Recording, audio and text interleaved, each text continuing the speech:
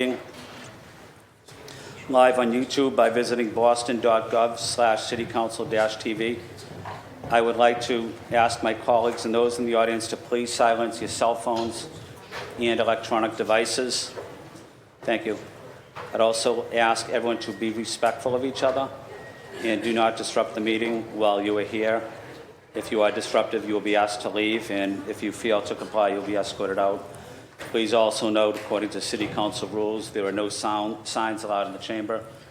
And I apologize for starting late, and it was my responsibility to start on time, so please accept my apology.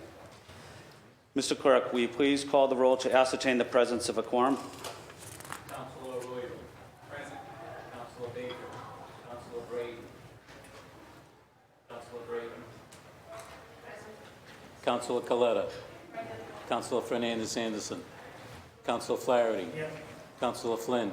Here. Councilor Lara. Here. Councilor Louisiana. Councilor Mejia. Here. Councilor Murphy. Here. Councilor Worrell. Here. A quorum. Thank you, Mr. Clerk. I've been informed by the clerk that a quorum is present at this time.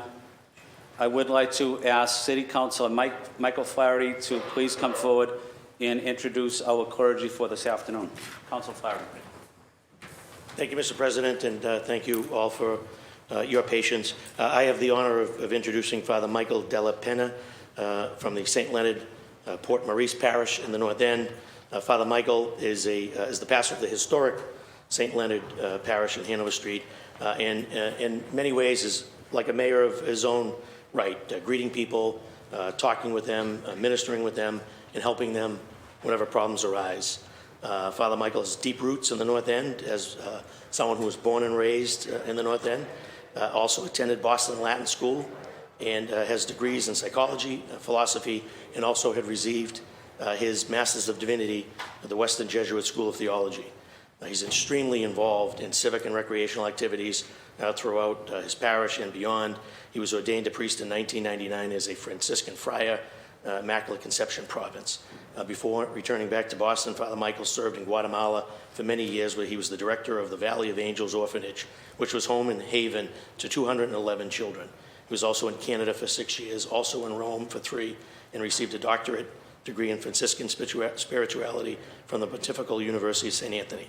Ultimately, like we all do as true Bostonians, he came back home and is in the North End and continues to serve his neighborhood and the people of Boston with the utmost compassion and dignity. And ladies and gentlemen, please help me in welcoming Father Michael and ask you all to rise for an invocation. Thank you.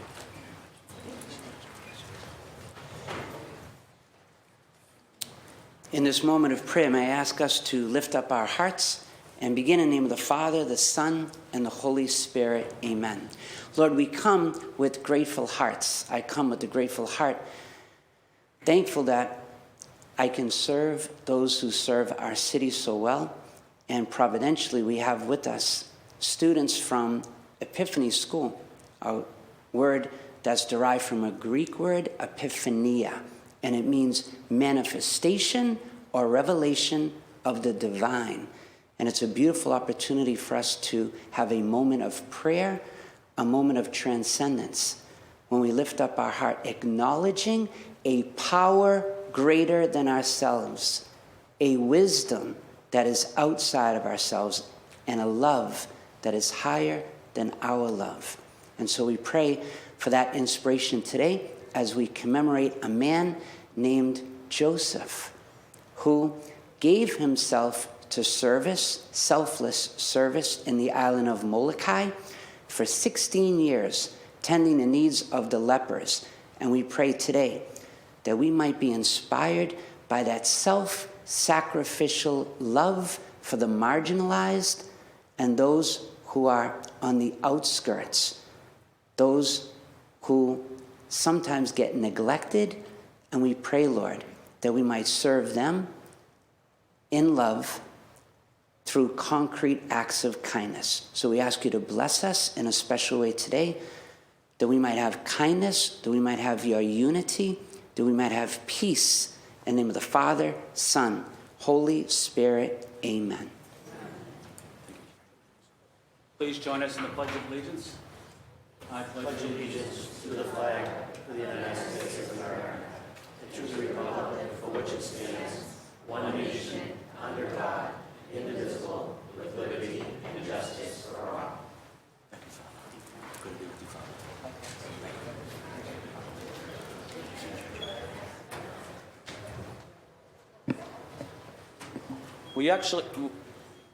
Thank you, Father. We actually have two presentations today, special presentation. One is on behalf of Councilor Mejia, and the second one is on behalf of myself. So at this time, I'm going to ask Councilor Mejia if you'd like to come to the front and introduce your guest, please.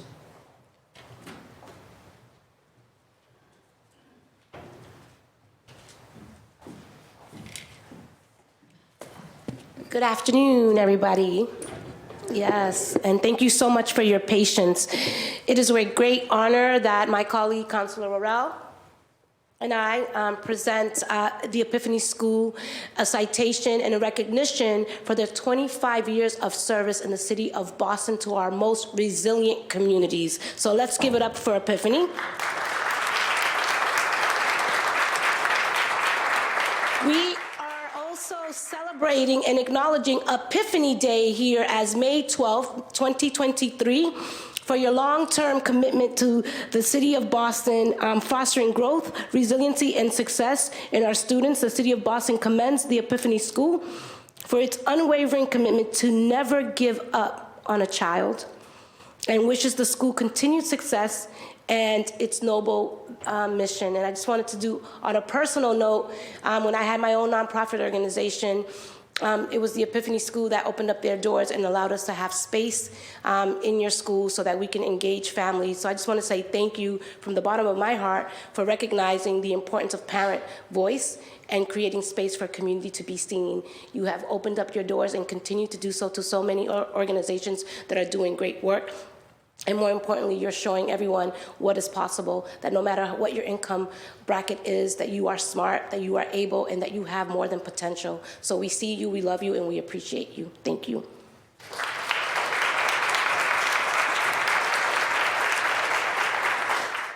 And I just want to come here and just echo some of the same comments that Councilor Mejia made. And I have the honor and privilege of having the Epiphany School right in my district. And when I go and visit the Epiphany School, I always say to Reverend Finley is that you guys are doing innovative stuff that we need to bring back to the city of Boston. You guys lead with so much compassion and care, and it shows in your alumni, and it shows when I'm meeting the students. They're just filled with excitement and are always eager to learn. So thank you for all that you do, and looking forward to seeing you guys expand. So thank you, and looking forward to celebrating this day with you guys. Thank you. And a special shout out to Lori, who made this happen and was really relentless in making sure that we made it happen for you all, and we did. So thank you, shout out to Lori. So we're gonna invite the Epiphany crew to come here and take a photo with our colleagues. Could I ask our colleagues to please join us at the podium, please?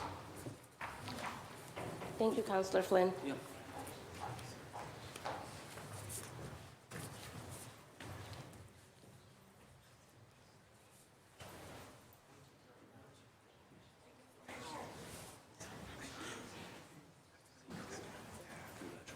It's official, too.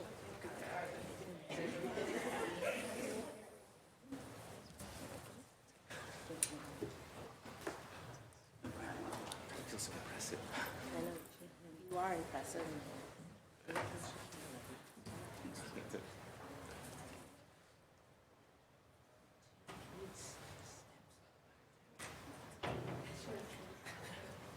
Wait. For sure.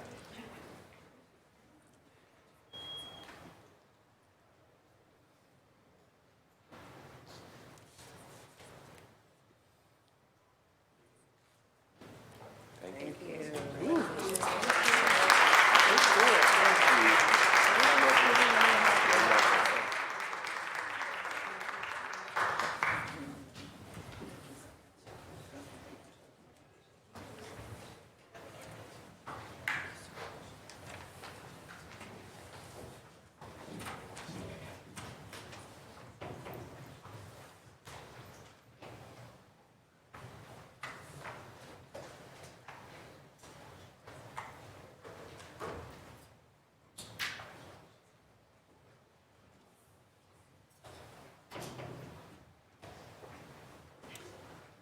And we have one other presentation on behalf of myself, but also on behalf of my city council colleagues as well. I know my city council colleagues have worked closely with 1199 SEIU for many years. We have a resolution that will be noted later in the agenda, but would like to welcome them to the podium at this time for this important recognition. And if I could highlight the resolution, I won't read it verbatim, but as we all know, Boston's healthcare industry has a proud worldwide reputation for quality healthcare, cutting-edge research, which we seek to preserve and advance. The chair recognizes. We're in a brief recess.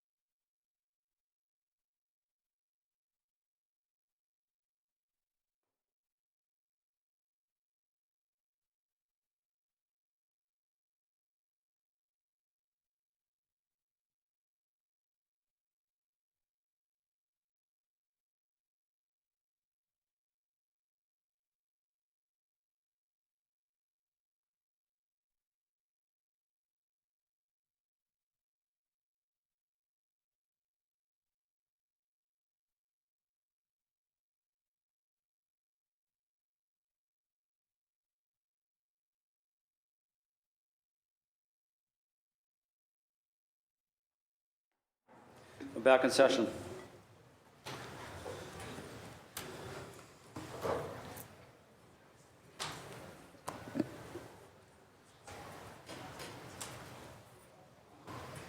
$11.99 SEIU provides critical care as nurses, certified nursing assistants, direct care workers, helping many patients across this wonderful city, in our hospitals, in our community health centers, nursing homes, in other healthcare facilities. Thousands of 1199 SEIU members show up when there are difficult assignments, supporting our elderly, persons with disabilities. During the pandemic, 1199 workers were there, supporting our loved ones, our family, people in need. They weren't looking for recognition. They weren't looking for credit, but they wanted to help people. That's really what SEIU 1199 is all about, is dignity of their patients. And you have shown that dignity every day in this city through your compassion, through your dedication, but also your commitment to the residents of the city. You are our neighbors. And you're involved in schools, you're involved in youth sports programs, you're helping kids, you're helping seniors, you're always contributing. You're not looking for recognition, you're not looking for credit, but you deserve respect. And that's what we want to say to you today is we respect you for the work you do. We respect you as people for the compassionate work that you do, helping our family members, helping our constituents, and not making great money either, under very difficult, challenging circumstances. But you love helping people. You love your job. But what's also important is that you and your family are treated fairly and with respect. And that's about making sure you have a decent wage, affordable health care for your family, and that you're able to live in the city because you're really the backbone of Boston.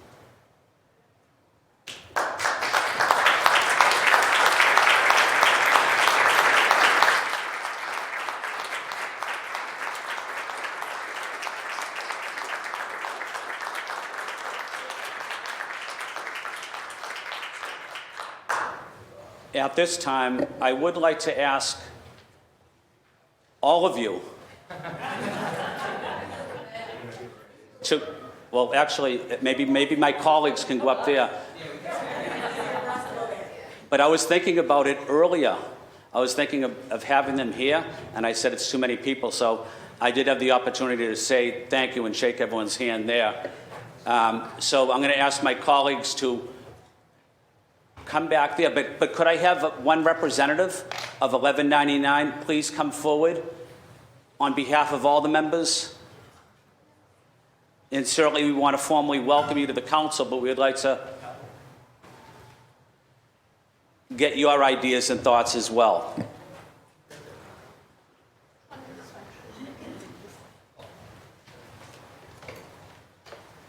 And it gives me an opportunity not to be on the hot seat too, so.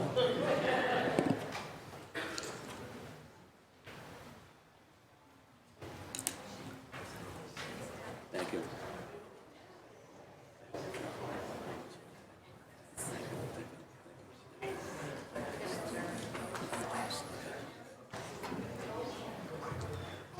Thank you, guys. We would like to say this is 1199. Want to just say thank you to all of you all recognizing the hard work that we do.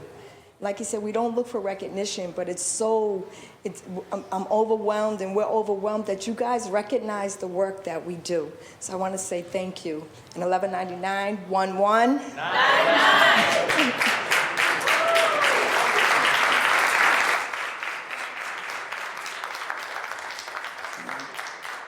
Thank you. Those of us that have worked in healthcare for many years, we've always been there. It's always been challenging, but one of the patients had said to us once, the people that are always standing by, they're the ones that don't get the recognition. We've been there, as one of the nurses said, during the worst times, when you've gotten bad news for your family, you've got bad news for yourself.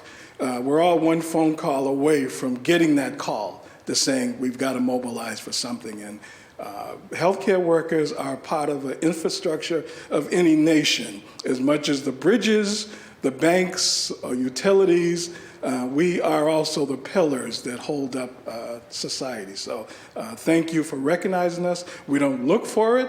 We've always had the standard of not the marketing, high quality care. Our marketing has always been, would we let this happen to our mothers and fathers? That's where it came from. And we thank you for recognizing that. And thank you. Thank you.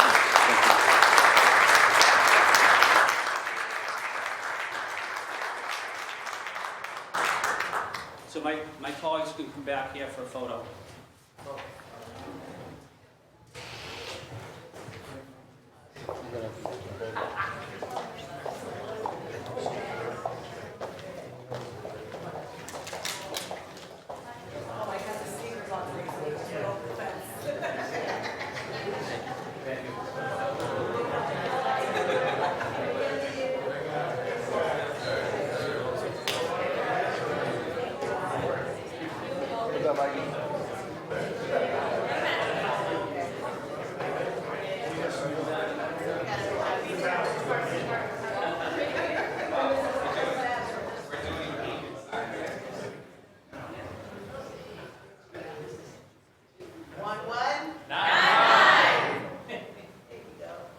We get that on video? Okay, one more time on video.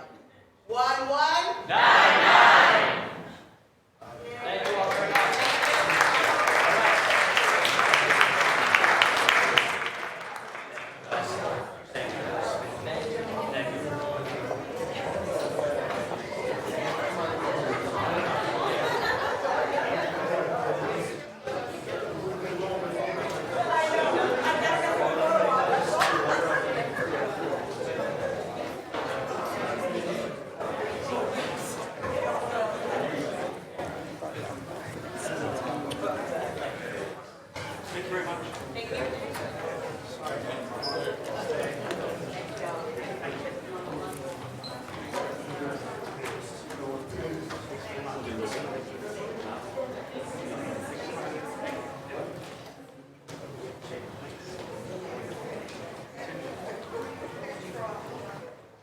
Time you missed the picture.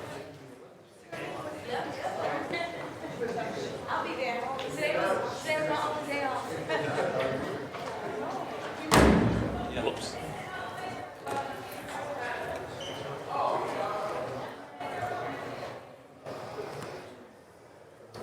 Mr. Clerk,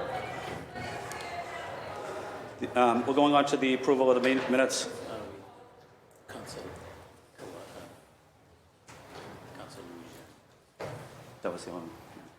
Mr. Clerk, can the record be reflected that Councilor Louisiana is present?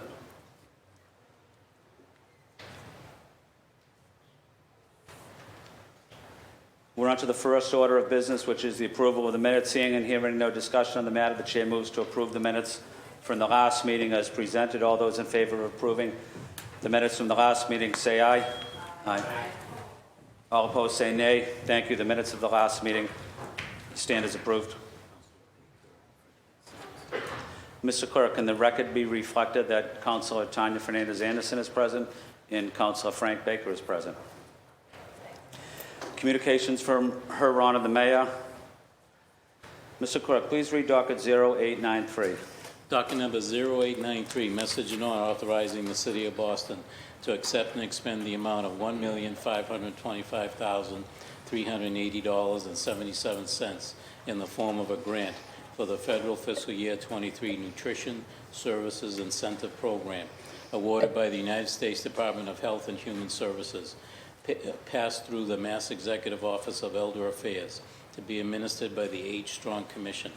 The grant will fund the H. Strong Commission's nutrition program that delivers meals to homes of older adults and congregate sites in the City of Boston. Thank you. This docket 0893 will be referred to the Committee on Strong Women, Families, and Communities. Mr. Clerk, please read docket 0894 to 0897. Docket number 0894, message in order for your approval. In order to reduce the fiscal year 23 appropriation for the reserve for collective bargaining by $206,006 to provide funding for the Boston Public Schools for the fiscal year 23 increases contained within the collective bargaining agreements between the Boston Public Schools and the Boston School AFSCME lunch monitors.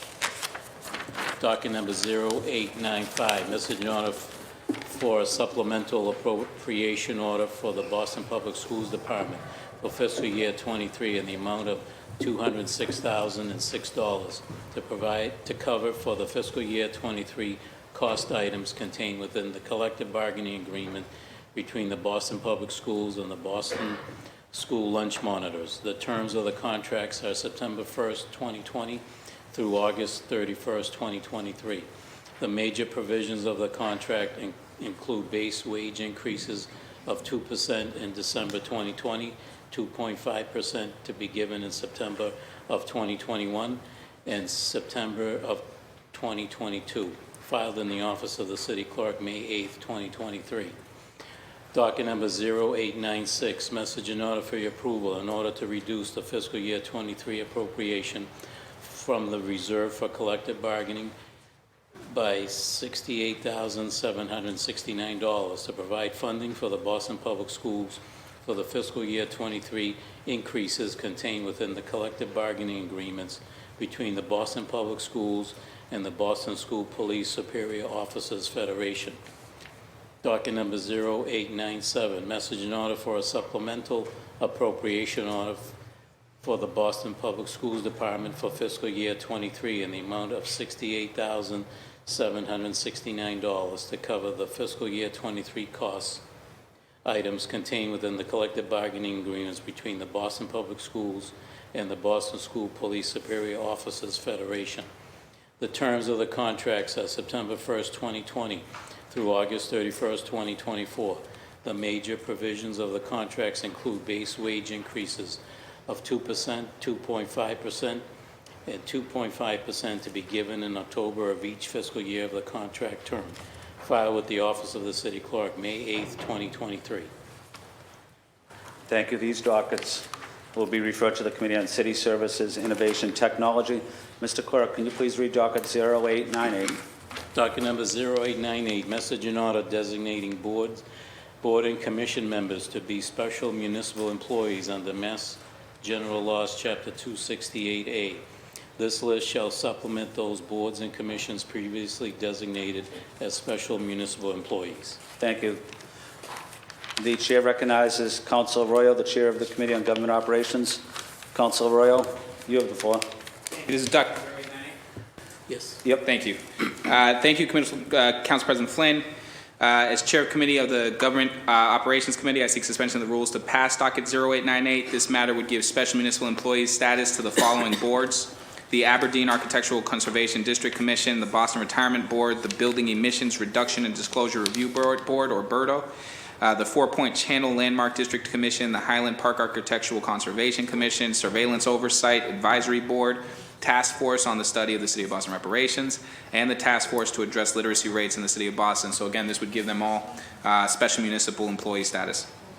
Special municipal employee status allows members to serve on a board, which makes them city employees, but still have more flexibility to engage with the city on private matters when not in conflict with their board of service.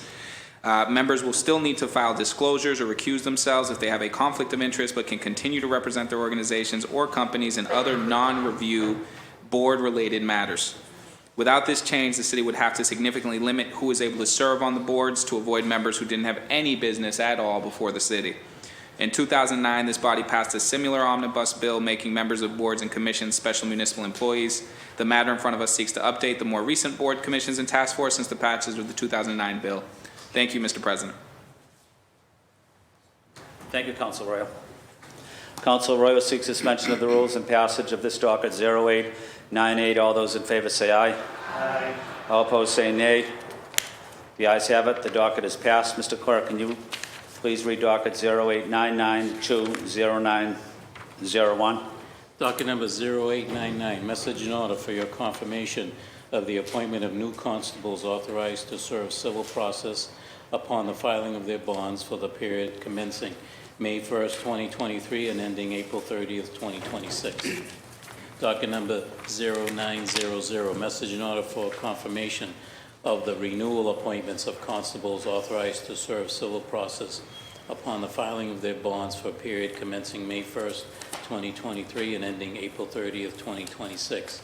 And docket number 0901, message in order for confirmation of the appointment of renewal inspectional services constables authorized to serve civil process upon the filing of their bonds for a period commencing May 1st, 2023 and ending April 30th, 2026. Thank you. The chair recognizes Councilor Flaherty, the chair of the Committee on Public Safety, Criminal Justice. Councilor Flaherty, you have the floor. Thank you, Mr. President. Just moving for suspension and passage of docket 0899, 0900, and 0901.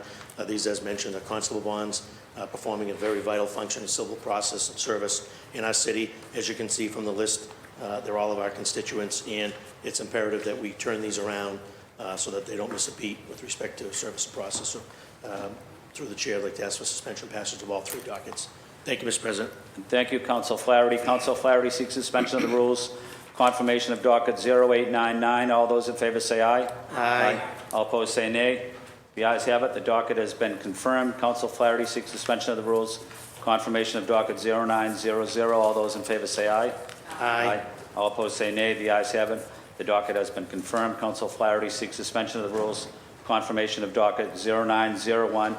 All those in favor say aye. Aye. All opposed say nay. The ayes have it. The docket has been confirmed. We're on to reports of public officers and others. Mr. Clerk, please read docket 0902 to 0907, please. Docket number 0902, notice was received from Councilor Baker. Oh, that one, he's here. Withdrawn. Mr. Clerk, docket 0902 will be withdrawn. Can you read the remaining dockets, please? Docket number 0903, communication was received from Timothy Smith, Executive Director of the Boston Retirement Board, relative to the fiscal year 24 retiree cost of living adjustment, also known as COLA, base vote. Docket number 0904, communication was received from Timothy Smith, Executive Officer of the Boston Retirement Board, relative to the fiscal year 24 retiree cost of living adjustment vote. Docket number 0905, notice was received from the Mayor of the appointment of Nicholas Gove as Commissioner of the City of Boston Transportation Department for a term expiring January 5th, 2026. Docket number 0906, communication was received from the City Clerk of the filing by the Boston Planning and Development Agency regarding the Second Amendment to the report and decision on Mattapan Heights Phase 2, Chapter 121A Project, Second Amendment. Docket number 0907, communication was received from the City Clerk of the filing by the Boston Planning and Development Agency regarding proposed minor modification to the Washington Park Urban Renewal Plan, project number Mass R-24, with respect to the newly creation parcels A-3A, A-3B, A-3C, and A-3D.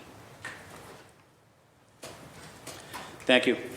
These dockets, Mr. Clerk, will be placed on file. Matters recently heard for possible action, Mr. Clerk. Please read docket 0760 to 0782, please. Dockets number 0760 through 0762. Orders for the fiscal year 24 operating budget, including annual appropriations for departmental operations for the school department and for other post-employment benefits. Docket numbers 0763, 0765, and 0766. Orders for capital fund transfer appropriations.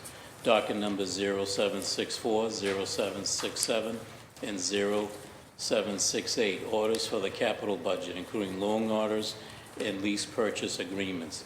And docket numbers 0769 through 0782, orders authorizing limits for departmental revolving funds for fiscal year 24, including law, tourism, arts and culture, environment, Boston Centers for Youth and Families, schools and parks, Parkman Fund, and PEG Access Fund. Thank you. The chair recognizes Councilor Fernandez-Anderson, the chair of the Committee on Ways and Means. Councilor Fernandez-Anderson, you have the floor. Thank you, Mr. President. On May 4th at 10 a.m., Committee on Ways and Means held hearings on the following departments: Office of Language and Communications Access, the Mayor's Office of Immigration Advancement, Disabilities Commission, the Office of Veterans, and the Office of Veterans. I facilitated this hearing in 4 parts, one of each for each department. Office of Language and Communication Access, the panelists in attendance were Jennifer Vivar Wong, Director of LCA. I was joined by my council colleagues, Councilor President Flynn, Councilor Murphy, Councilor Flaherty, Councilor Mejia, Worrell, Lujan, and Councilor Braden.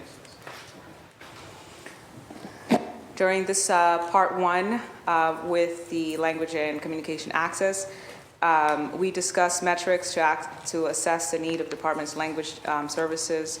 The administration reported that the languages most requested are from the most requested to least requested: Spanish, Haitian Creole, then Vietnamese, Cape Verdean Creole, Brazilian, Portuguese, Cantonese, Mandarin, Russian, Somalian, and then French. The department informed us that they are seeking a Cape Verdean interpreter, and I recommended that a Vietnamese and a Haitian Creole interpreter position also be added to their hiring list, considering the department's report community needs. The counselors and department also discussed that currently LCA only employs interpreters that speak Spanish. Their upper management demographics breakdown was also a request posed to them, the demographics of their management team. Then for part two, Mayor's Office of Immigrant Advancement, the panelists in attendance were Monique Nguyen, Director of Immigrant Advancement. I was joined by Councilor President Flynn, Councilor Murphy, Councilor Flaherty, Mejia, Worrell, and Councilor Lujan. In summary, Director Nguyen presented and expressed hopes for the budget to get accepted in order for it to provide equitable access for immigrant Boston residents, and to expand the Immigrant Advancement Pilot Program to be successful. We discussed funding and program sustainability and its funding source, and if they are successful, the department will expand it to the following fiscal year. We also discussed direct services and support for incoming migrants, support for individuals protected under DACA, workforce development, contracted services, and use of ARPA funds. For part three, Mayor's Commission for Persons with Disability, the panelists in attendance for this department was Kristen McCosh, Commissioner of the Disabilities Commission. I was joined by Councilor President Flynn, Councilor Flaherty, Coletta Mejia, Lujan, and Councilor Braden. In summary, we discussed creating systemic access for working with the other departments through policy development, infrastructure, and other factors.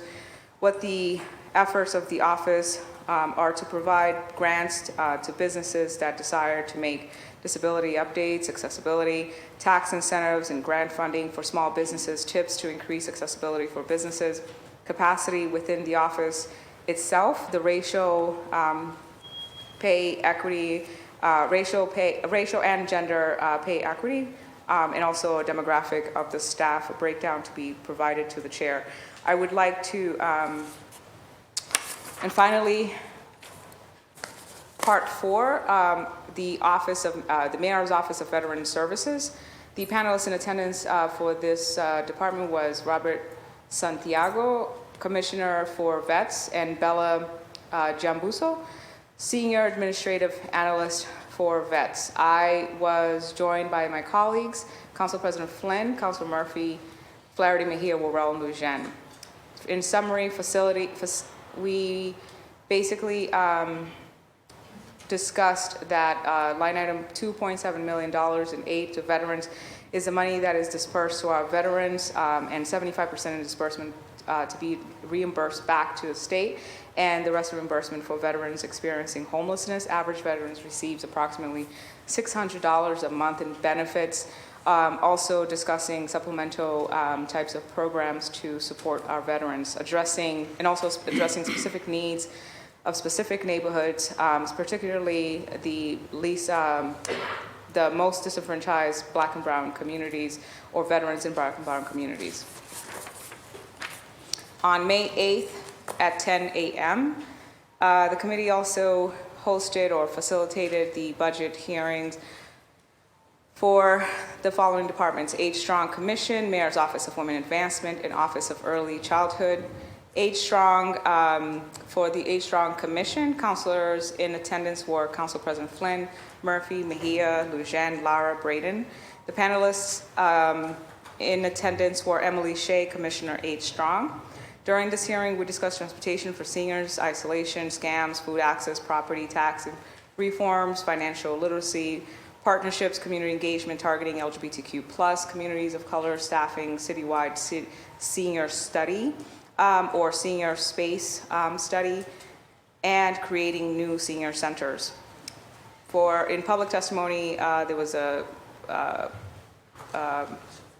an organization that provided a testimony in equity issue on LGBTQ seniors that they do not feel comfortable in attending all other events that does not include them, addressing isolation and loneliness issues, support groups, legal planning and discussions relevant to older LGBTQ folk, outreach to trans community as well, and also addressing mental health and hoarding issues, landlords, and evictions.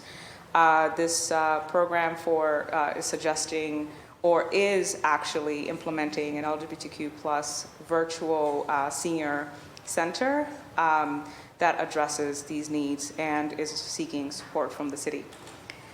Office of Early Childhood, counselors in attendance were Mejia, Lujan, Lara, and Braden. The panelists in attendance were Kristen McSwain, Director of Office Early Childhood. Family engagement were the bulk of conversations in terms of re-engaging play groups and materials for these events, culminating project and students from Northeastern University to engage parents to participate in their children's education during development stages, supporting child care as well, and as well as creating supplemental funds to support already existing home daycares. Also, in this discussion, investing fund providing 75 new child care providers, financial training, connecting families who need further evaluation based on results and needs assessment, and so much more. For Mayor's Office of Women's Advancement, counselors in attendance were Braden and Mejia.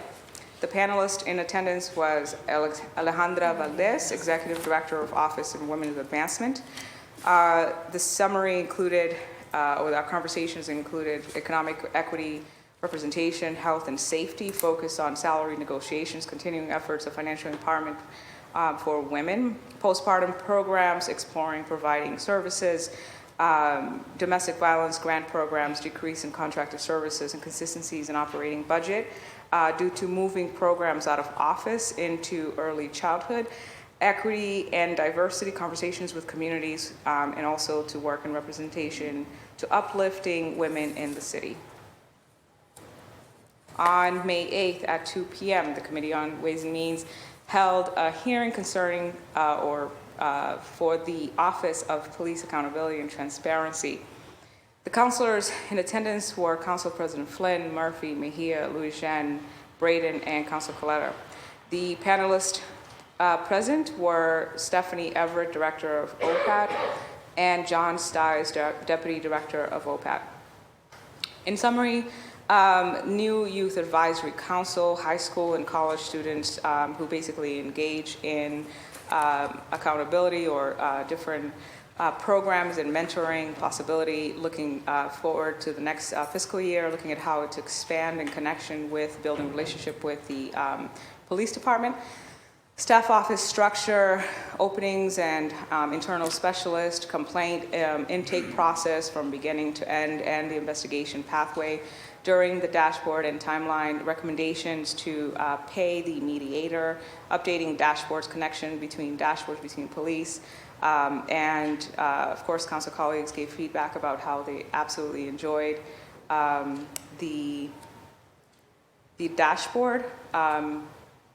And a correction, Councilor Lujan was making these suggestions about basically using that dashboard as an example because they were doing such a great job in being transparent with the information and how it was clear and concise and legible.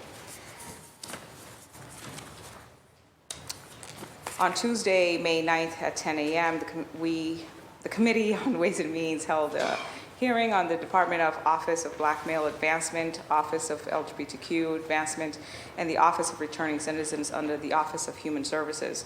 The counselors in attendance for round one, Councilor Murphy, Councilor Mejia, Councilor Flaherty, Councilor Flynn, Councilor Coletta, and then for round two, Councilor Lujan, Councilor Flaherty, and Councilor Flynn, and Councilor Mejia, and then round three, Councilor Mejia and Councilor Lujan. The panelists Present were Frank Farrow, Director of Office and Black Male Advancement.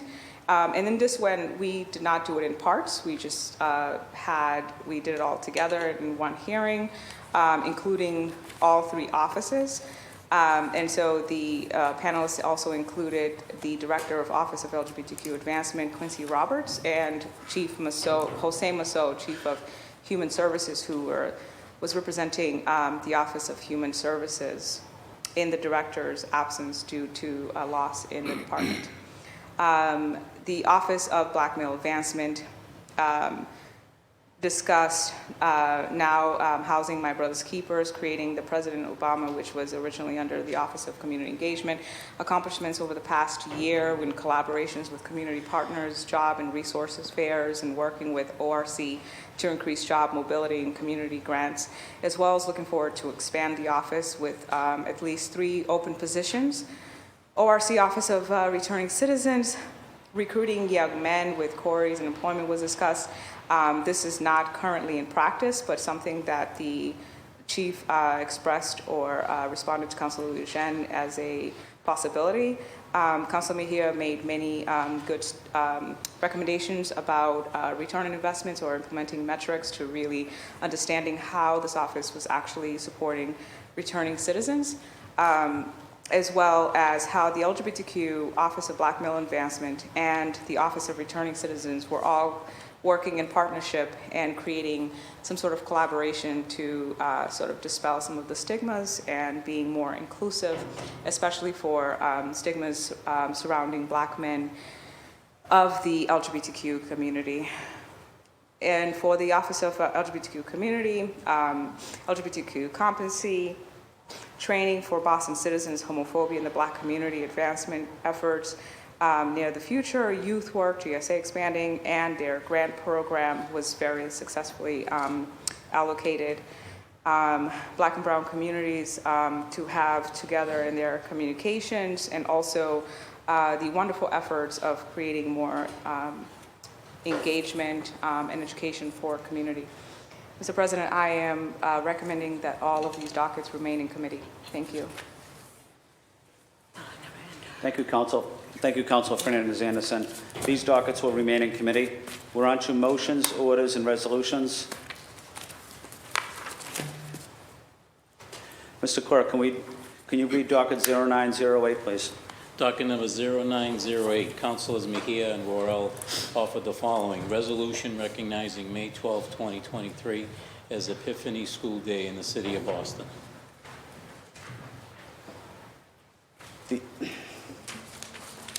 Thank you, Mr. Chair. Mr. Clerk, the chair recognizes Councilor Mejia. Councilor Mejia, you have the floor. Thank you, Mr. President. And given the fact that we've already recognized the Epiphany School, I won't occupy too much space, but just wanted to acknowledge the hard work of the staff and the students and the families who are part of the Epiphany community. It's a nonprofit organization that provides an independent education for children from economically disadvantaged families. The school was founded in 1997, and since then it has been committed to providing high-quality education, holistic support, and resources to its students and their families. One of the key features of Epiphany School is their early learning center, which supports families from when babies are in the womb. The center employs a creative, child-centered approach to early learning. And so we want to rise and acknowledge that this May 12th will be Epiphany School Day in the city of Boston. Thank you. Thank you, Councilor Mejia. The chair recognizes Councilor Worrell. Councilor Worrell, you have the floor. Thank you, Council President. Thank you to my the original co-sponsor, Councilor Mejia, for bringing this resolution to the floor. And I have the great honor and privilege to serve, have Epiphany School in my district. The Epiphany School is unique in its approach, emphasizing academic rigor, character development, and leadership skills. They support students from the first trimester, early childhood to graduation and beyond, with students going on to pursue successful careers in fields ranging from law and medicine to engineering and business. The school has met success beyond just its walls.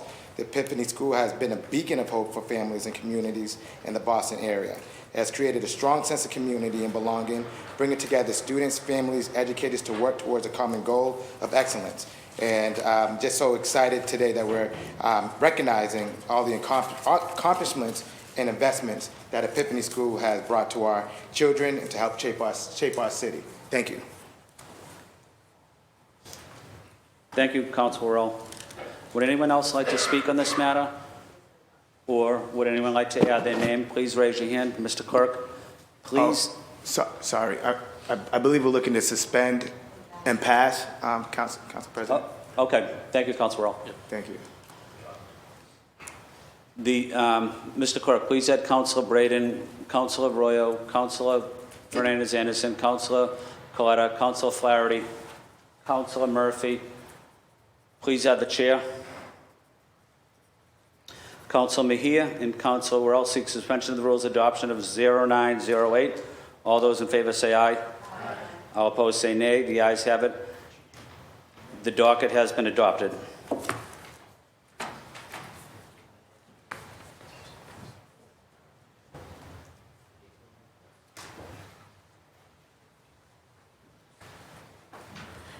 Mr. Clerk, please read docket 0909. Docket number 0909, Councilors Flynn and Murphy offer the following. Resolution recognizing the contributions of Asian Americans and Pacific Islanders during Asian Pacific American Heritage Month in May. Thank you, Mr. Clerk. The chair recognizes Councillor Flynn. Councillor Flynn, you have the floor. Thank you, Oops. Let's give you some juice in there. No, thank you, Councilor Braden. Councilor Braden, may I suspend Rule 12 and add Councilor Louis Jean as an original co-sponsor? Seeing no objection, Councillor Louis Jean is added. Thank you, Councilor Braden. I have the opportunity, really the privilege, as the District 2 Councilor, to represent a large Asian American Pacific Islander community in Boston as the third largest Chinatown community in the country, and there's also Asian communities in Charlestown, in Alston and Brighton. There's a large Vietnamese community in Dorchester. There's a Korean community. Greater Boston also has a number of various Asian communities. There's a large Cambodian community in Lowell and in Lawrence area as well.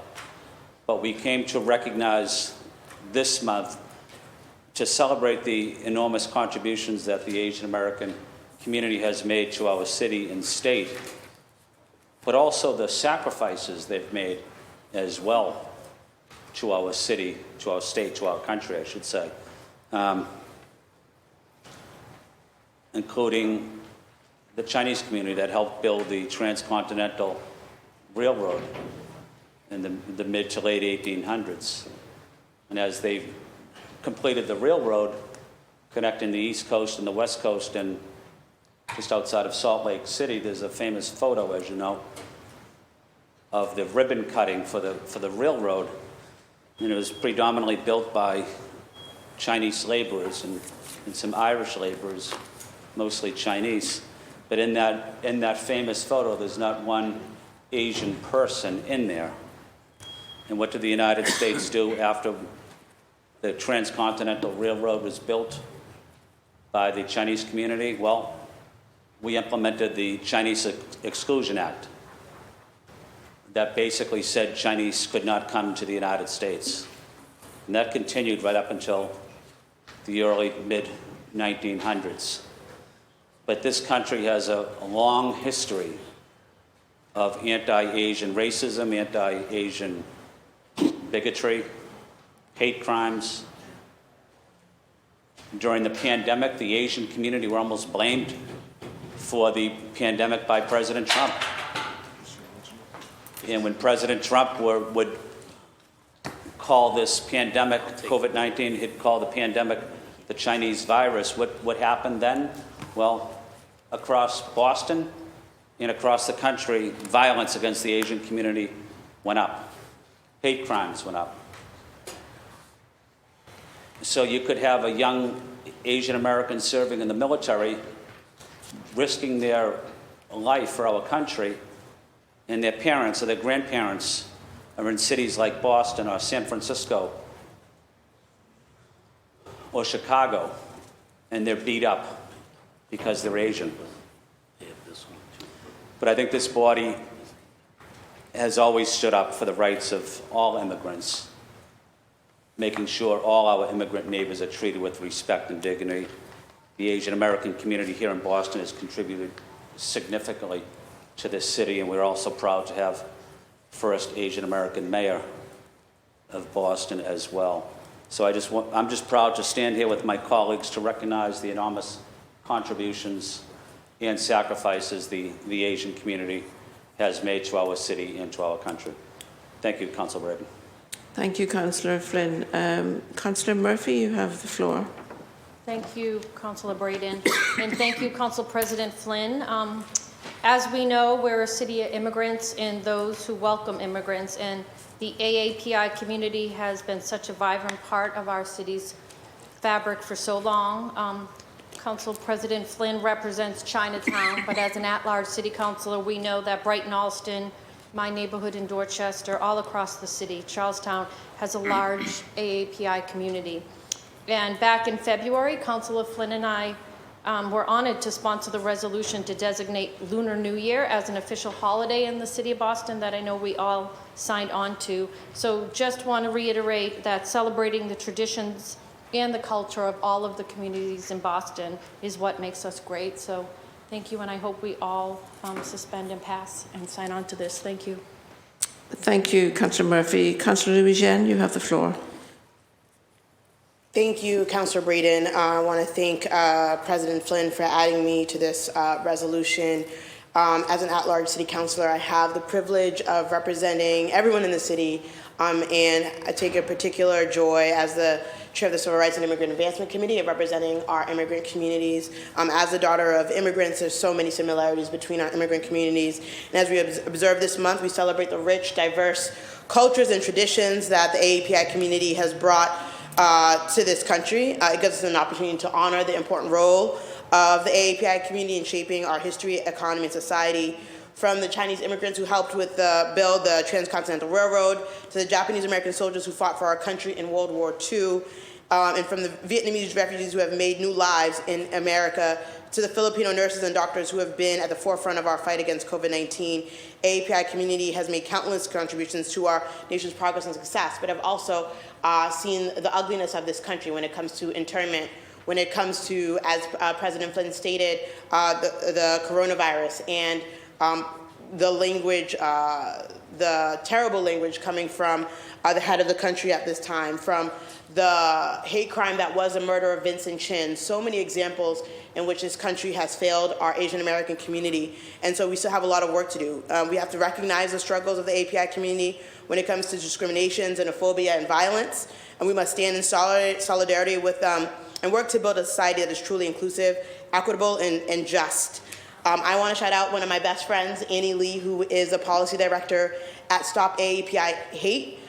They just issued a report called Righting Wrongs, How Civil Rights Can Protect Asian Americans and Pacific Islanders Against Racism. She's one of the co-writers, and some of the key findings are nearly half, 49% of Asian Americans and Pacific Islanders nationwide have experienced discrimination or unfair treatment that may be illegal.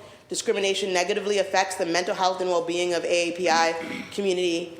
Asian Americans and Pacific Islanders know they have rights and want accountability for unlawful discrimination, yet only 1 in 5 who experienced discrimination reported it. And a majority of Asian Americans and Pacific Islanders want a better understanding of how to enforce their rights and want new laws to protect their civil rights. The report also includes policy recommendations for all levels of government and sample federal bill language, and is accompanied by resources like a 50-state summary of anti-discrimination laws. It's one of the reasons why supporting the work of the Human Rights Commission as a body in which our communities that feel that they can report incidents of bias and discrimination and that know that something's going to happen is incredibly important work that is being done in out of our equity office. And so I'm encouraged by the resilience of our API community, by the progress, as Councilor Flynn stated, President Flynn stated, first Asian American mayor, but with every step forward, there are steps back. And so I recommit myself to making sure that we as a city are showing up for our AAPI community. So happy AAPI History Month, and a lot of work left to do. Thank you. Thank you, Councillor Louis-Jean. Councillor Fernandez-Anderson, you have the floor. Thank you so much, and thank you for the lead sponsor and co-sponsors for filing this. I rise in support of the resolution, but also just to express my sentiment of how I feel in terms of discrimination and just the different levels of disenfranchisement in the Asian community. I think that for the most part, you know, I talk a lot about, you know, black and brown, and I don't necessarily go into like specific ethnic groups or groups of interest, because I know that all together we've experienced a lot of issues or inequities in our communities. But specifically to the Asian American, my Asian American brethren or brothers and sisters, my mentor happens to be a brilliant Vietnamese woman. And of course, everyone knows that I've partnered with a good friend of mine, Professor Lily Song, who is Korean. And of course, half of my office is Asian. So I feel that most of the times we view people as just working bodies. And in particularly with Asian Americans, we have to be able to uplift our brothers and sisters and be able to sort of educate people on their ignorances about Asian people. That they are not just people, bodies who work and machines who perform, that they are whole people, that they are human beings, and oftentimes we tend to just say hello but not really integrate them into our society or into our customs or into our spaces. So I just encourage and will continue to be an ally and encourage my communities to just open up a little bit more in engaging with our fellow Asian brothers and sisters. And I'd like to thank them all for their amazing contribution, brilliant contributions, and continue to be of support. Thank you. Thank you, Councillor Fernandez-Anderson. Would anyone else like to add their name? Or anyone else like to speak on this matter first? Okay. Councillor Arroyo, Councillor Coletta, Councillor Fernandez-Anderson, Councillor Flaherty, Councillor Lara, Councillor Mejia, Councillor Laurel, and please add my name. Councillors Flynn, Murphy and Louis-Jean seek suspension of the rules and adoption of docket 0909. All those in favour say aye. Aye. All those opposed say nay. The ayes have it. This docket has been adopted. Thank you. All right, there's another one. Mr. Clerk, please read docket 0910. Docket number 0910. Councillor Flynn offered the following. Resolution recognizing Jewish American Heritage Month. The Chair recognises Councillor Flynn. Councillor Flynn, you have the floor. Thank you, Councillor Braden. Councillor Braden, may I suspend Rule 12 and add both Councillors Coletta and Murphy? Seeing and hearing no objections, Councillor Coletta is added as a third co-sponsor. Councillor Flynn, please continue. Thank you, Councillor. May is Jewish American Heritage Month, and we celebrate, like I had the previous resolution, but we celebrate the contributions of the Jewish community here throughout Greater Boston and in Massachusetts. The population, Jewish population of Boston is only 4%, is 8%, and the statewide is probably 4%. It might be small numbers, but they make remarkable, exceptional contributions to our city, to our state, to our country in various fields, including academia, education, teaching, medical, business, sports. But the Jewish American community has also seen significant increases of hate towards them as well, not just here in Greater Boston, but across the country. Anti-Semitism is alive and well. We've had neo-Nazi groups come to Boston protesting Jewish communities, including protesting LGBTQ events at various hospitals as well. So even though we celebrate their contributions, we really need to be recommitted to working with them and working with all immigrant neighbors and communities, making sure that we address anti-Semitism, anti-immigrant feeling that's happening throughout the country, and stand with the Jewish community as we see these attacks increase across America, really. I've had these protests in various places in my district, unfortunately, in the Back Bay, where neo-Nazis marched against the Jewish community, against the LGBTQ community, our immigrant neighbors, against medical professionals of color at various hospitals as well. In the South Boston waterfront, they marched through Chinatown and in the Back Bay area too. So what this body has always been about is standing up for rights of immigrants and people that are not treated fairly. And I think the Jewish community here in Boston has always been there for us, so in this country, but it's important that we stand with them to address the strong anti-Semitism that's happening across America, really. And then just to highlight one other issue is the Boston Human Rights Commission plays a critical role in documenting hate crimes that happen in Boston. I've written to them and worked with them for the last 4 or 5 years on many of these related issues. It was actually built up under former Mayor Flynn as well, so I'm proud of that. But the Human Rights Commission is a way where residents can weigh in and feel like their voices are heard if they subjected to an attack or any type of violence or hatred or bullying or discrimination against immigrant neighbors. I also think the Boston Police, the Civil Rights Unit, should be enhanced, should be strengthened to address hate crimes that are happening across our city. I attended a forum yesterday on this exact subject. So again, just want to stand with the Jewish community and acknowledge their important contributions to our city and our country. And I hope we can pass this resolution today. Thank you, Councillor Braden. Thank you, Councillor Flynn. The chair recognises Councillor Coletta. Councillor Coletta, you have the floor. Thank you, Councillor Braden. I'm proud to represent East Boston, which has always been a welcoming and inclusive community of immigrants dating back to the 1800s. I'm proud to be a co-sponsor. A constituent actually brought this to my attention, so I'm happy to be looped in by Councillor Flynn. East Boston was often referred to as Boston's Ellis Island. This neighborhood was the starting line for many for the American dream.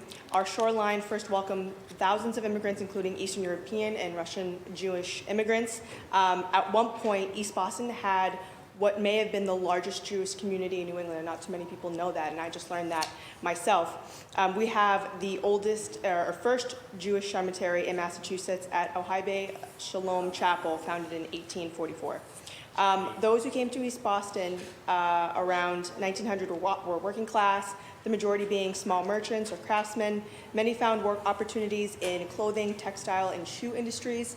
Census data from Eastie from 1910 tells us that they were largely tailors, jewelers, scrap dealers, and grocery store owners.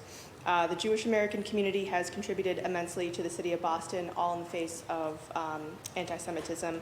This month is an opportunity to celebrate the rich culture of Jewish Americans and to emphasize our city's solidarity in combating anti-Semitism. So again, I'm proud to stand with the Jewish American community and proud to be a co-sponsor of this docket. Thank you. Thank you. Who's the third co-sponsor? Councillor Flynn. Oh, Councillor Murphy. I beg your pardon. Councillor Murphy, you have the floor. Thank you. And Council President Flynn and Councillor Coletta already said many of the things I was going to stand to say, but our Jewish community needs us not just to celebrate their traditions and their culture, but also stand up and protect them. I've been working closely with Ariella Hellman in Brighton, advocating on behalf of our Jewish day school students, making sure that they're getting the resources and services that the Boston Public Schools need to give them for their special needs students. Also, last night at a downtown safety meeting in Downtown Crossing was with Rabbi Goff, who is always just an email, not a phone call, old school, but just an email away, and we'll make sure he returns the call to advocate for our Jewish community across the city. Just like as an at-large city councilor, I am blessed, I'm honored to make sure, represent everyone in every community. So I'm here to stand in not just celebrating, but also making sure we speak the truth, that we need to also protect and stick our neck out when needed, when certain communities feel as though they're being violated against or not being heard. So thank you for letting me be a sponsor on this council, President Flynn. Thank you, Councillor Murphy. Councillor Fernandez-Anderson, you have the floor. Thank you so much, Madam, I think, Chair. What's your name? Thank you, Councillor Braden. I'm rising not because it's election season, but I really feel like we have to get up and really speak, but then it's like you see everybody sort of talking, and we're tired, and we work hard. And I know that all of my colleagues support the Jewish community. All of my colleagues here really want to be able to defend and stand up on these positions. But I'm speaking just to say that, you know, if you are at home and you see people sitting down, and for some people understand and some people are not too familiar with these processes. Here in the council, I've heard support for the Jewish community strongly, especially against all of these harms and the current events that we are in support. And shout out to Attorney Goldberg, one of my favorites on the admin staff, or director of admin staff. I appreciate you. We love you and support you, not just as a Jewish woman, but just as a person, and continue to be an ally to the Jewish community. And yes, also, I am like a quarter Jewish. So my dad is half Scottish Jewish. Thank you. Thank you, Councillor Fernandez-Anderson. Councillor Louis-Jean, you have the floor. Thank you, Madam Chair. I just rise to thank the makers and to wish our Jewish American community happy Heritage Month.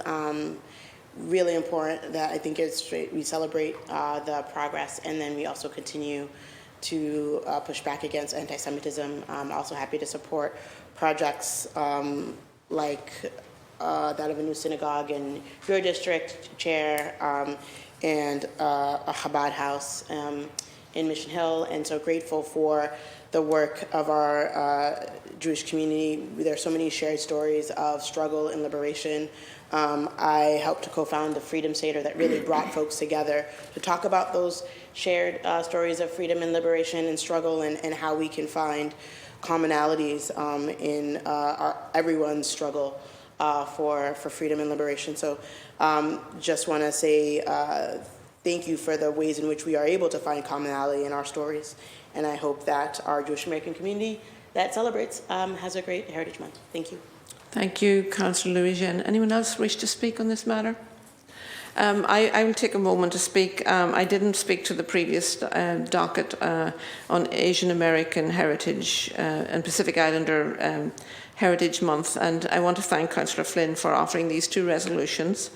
Alston Brighton is a diverse and welcoming community. We're very proud of that, and we're home to a significant Asian American population and a growing Jewish community, actually. But we have some sad history in our neighbourhood. Over 30 years ago, 2 young Vietnamese men were murdered in Brighton. And only 2 years ago, a rabbi was stabbed outside the Jewish day school, or across the street from a Jewish day school, in one of our public parks in Brighton Centre. So, you know, we want to celebrate the wealth and the richness of our diverse communities, and celebrate the contributions of our Asian American neighbours and our Jewish neighbours to the city of Boston, but we also need to stand up against intolerance and hate across our city. We are stronger in our diversity. We are, as we aspire to be one Boston, we need to work every day to ensure that everyone feels welcome and that they are safe and respected in our communities across the city. So happy Asian, and happy Jewish Heritage Month. Would anyone else like to add their name? Councillor Arroyo, Councillor Flaherty, Councillor Lara, Councillor Louis-Jean, Councillor Mejia, Councillor Worrell, and please add my name. All those in Councillor Flynn and Coletta seek suspension of the rules and adoption of 0910. All those in favour say aye. Aye. The ayes have it. The docket has been adopted. Thank you.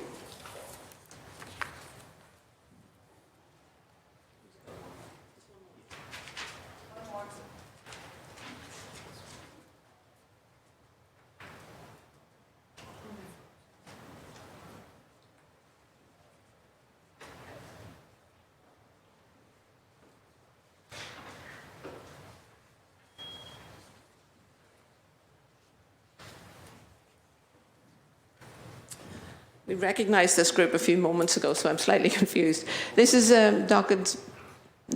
Mr. Clerk, please read docket 0911. Docket number 0911, Councillor Flynn offered the following. Resolution honoring the healthcare and home care worker members of 1199 SEIU and on the future of care in Boston. The Chair recognises Councillor Flynn. Councillor Flynn, you have the floor. Thank you, Councillor Braden. Councillor Braden, I spoke on this already, but just want to thank my colleagues for their support of the working men and women of this union, but of all unions, and including the Boston Municipal Security Guards that work for us, the most diverse labor union, city labor union, that really are not getting the pay that they deserve, in my opinion. We stand up for the rights of working men and women in this body, so proud to support 1199, but also the municipal workers of our city as well. Thank you, Councillor Braden. Thank you, Councillor Flynn. Would anyone else like to speak on this matter? I'll take a moment again to say a few words. As you may know, I'm a physical therapist. I've worked in the healthcare field all my adult career before I got this gig. And I've just incredible respect for this 1199 SEIU healthcare and home care workers. They've seen the worst of it through COVID.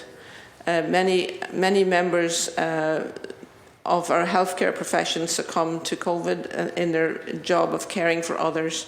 And I just want to join Councillor Flynn in honouring them all today. And thank you, Councillor Flynn, for bringing this resolution forward. Would anyone else like to add their name? Councillor Arroyo, Councillor Coletta, Councillor Flaherty, Councillor Fernandez-Anderson, Councillor Lara, Councillor Louis-Jean, Councillor Mejia, Councillor Murphy, and you've got my name. Councillor Flynn seeks suspension of the rules and adoption of docket 0911. All those in favour say aye. The ayes have it. The docket has been adopted. Thank you.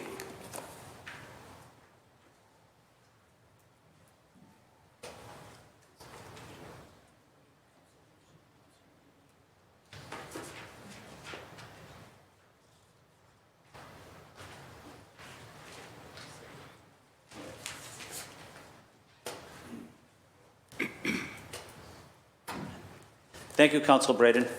Mr. Clerk, can we revisit docket 0908, please? Could you ensure that Councillor Louis-Jean, that her name is added, please? Yes. At this time, the Chair recognizes Councillor Worrell. Councillor Worrell, you have the floor. Thank you, President Flynn. Can I be added to 0911 as well, please? Mr. Clerk, can you add Councillor Worrell to 0911, please?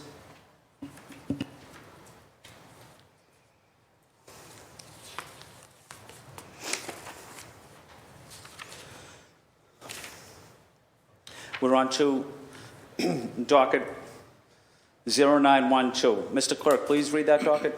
Docket number 0912, Councillors Lara and Fernandez-Anderson offer the following: resolution supporting graduate student worker unionizing efforts at Northeastern University. Thank you, Mr. Clerk. The chair recognizes Councilor Lara. Councilor Lara, you have the floor. Thank you, President Flynn. Today, I am happy to be joined by my council colleague, Councilor Fernandez-Anderson, to support the graduate student workers unionizing at Northeastern University, and I ask that we suspend the rules and pass today's resolution. My office and I have been in conversation and speaking to union members who have faced an incredible amount of backlash from the university over the last few weeks as they attempt to unionize and organize the graduate student workers. The university, according to the representatives from the union, have gone as so far as to use campus police to intimidate LGBTQ and POC organizers, student workers at Northeastern. The union members are afraid to come to campus because of the hostile environment the university has created for them. Now, I think that we could share 100 stories about Northeastern University not being a good neighbor to the people in Roxbury and in Mission Hill, but I think that this anti-union behavior and this kind of union busting is a little bit beyond the pale. I want us to really make no mistake. I think that graduate workers are workers, and Northeastern needs to come to the table to not only accept the graduate student union, but work on a fair bargaining process. Instead, the university has attempted to paint the union as insensitive by scheduling and trying to weaponize a day that is incredibly near and dear to the heart of all Bostonians by planning a vigil in remembrance of the Boston Marathon, just mere days, trying to overshadow a union rally that was scheduled months prior.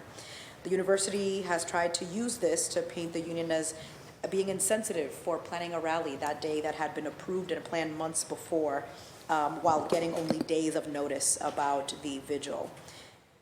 Right now, they have ultimately only recognize the union when they seek to intimidate, marginalize, and ostracize the hundreds of graduate students who are calling for fair wages for the services that they provide to this multi-million-dollar nonprofit institution.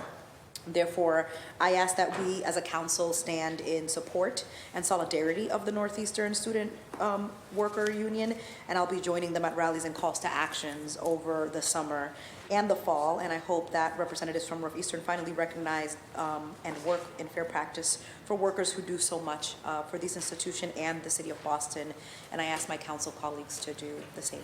Thank you. Thank you, Council. Thank you, Councilor Lara. The chair recognizes Councilor Fernandez-Anderson. Councilor Fernandez-Anderson, you have the floor.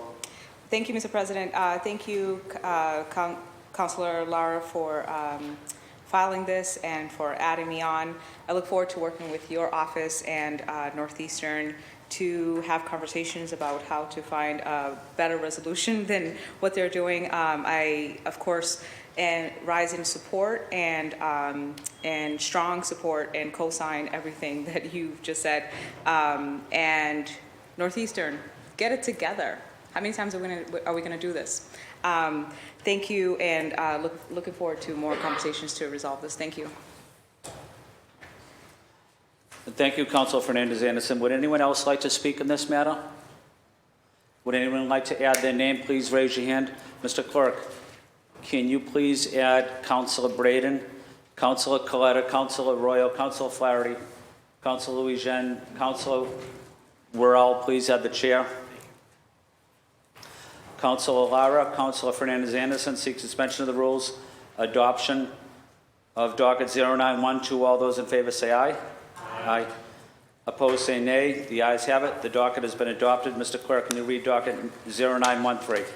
Docket number 0913, Councilors Lara and Arroyo offer the following: resolution supporting Senate 8 and House 26, a proposal for a legislative amendment to the Constitution relative to voting rights. Thank you. The chair recognizes Councilor Lara. Councilor Lara, you have the floor. Thank you, President Flynn. The right to vote is something that is fundamental to the foundation of our country, and it's something that should be cherished and protected in our state constitution. In the year 2000, a ballot amendment took away the right to vote for people who were serving time in federal prison, and this move disenfranchised thousands of voters.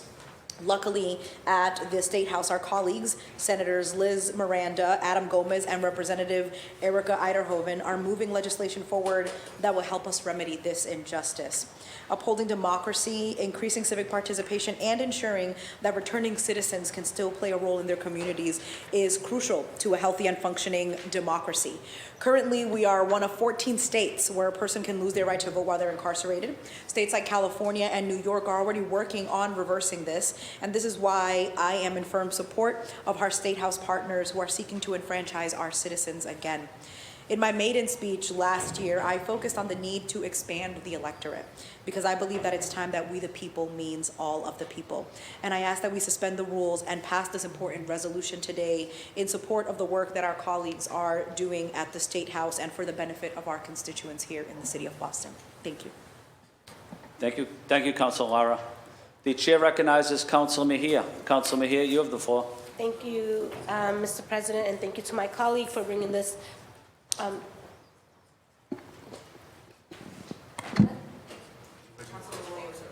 Okay. His light wasn't up. The chair recognizes Councilor Arroyo. Thank you, Mr. Chair. We got these late files coming in, so I'm reading those. First off, I want to begin by just extending my warmest well wishes to Senator Gomez, whose bill this is, who received a kidney transplant this week and is recovering. I'm grateful for our doctors for performing that and for the donor who and their family who stepped up in his time of need. This would give and re-enfranchise the right for people to vote.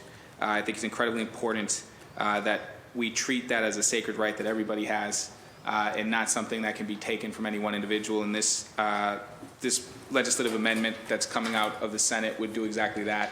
And so it has my full support personally, but I would like and I think the reason we put this resolution forward is to speak as a body about making sure that we are doing our very best to enfranchise all people in the state of Massachusetts, and I think that this would seek to do that. And so this has my support. Thank you to Councilor Lara for leading, but thank you especially to Senator Gomez in the Senate for leading on this issue. Thank you. Thank you, Councilor Arroyo. The chair recognizes Councilor Mejia. Councilor Mejia, you have the floor. Act 2, repeat. So I just wanted to thank my colleagues for filing this resolution. I'm just rising up, not to only affirm my support, but to also talk a little bit about some of the work that we've done with Pastor Hobbs, then State Rep Nika Legrado, and others who have been advocating fiercely for our loved ones who are behind the wall. I think as someone who only won by 1 vote, I believe that representation matters, and I think that oftentimes we sit in positions of power and have really very little proximity to those who we're here to represent. So I do believe that affirming and supporting our incarcerated loved ones once they come out, or whether they're behind the walls, to have the right to vote is something that is extremely near and dear to me. And please add my name as part of the support. And whatever that we can do to help here on the council and organizing our troops out in the streets, I'm here for. Thank you. Thank you, Councilor Mejia. Would anyone else like to speak on this matter? Would anyone like to add their name? Please raise your hand. Mr. Clerk, please add Councilor Braden, please add Councilor Louis-Jean, Councilor Mejia, Councilor Orell.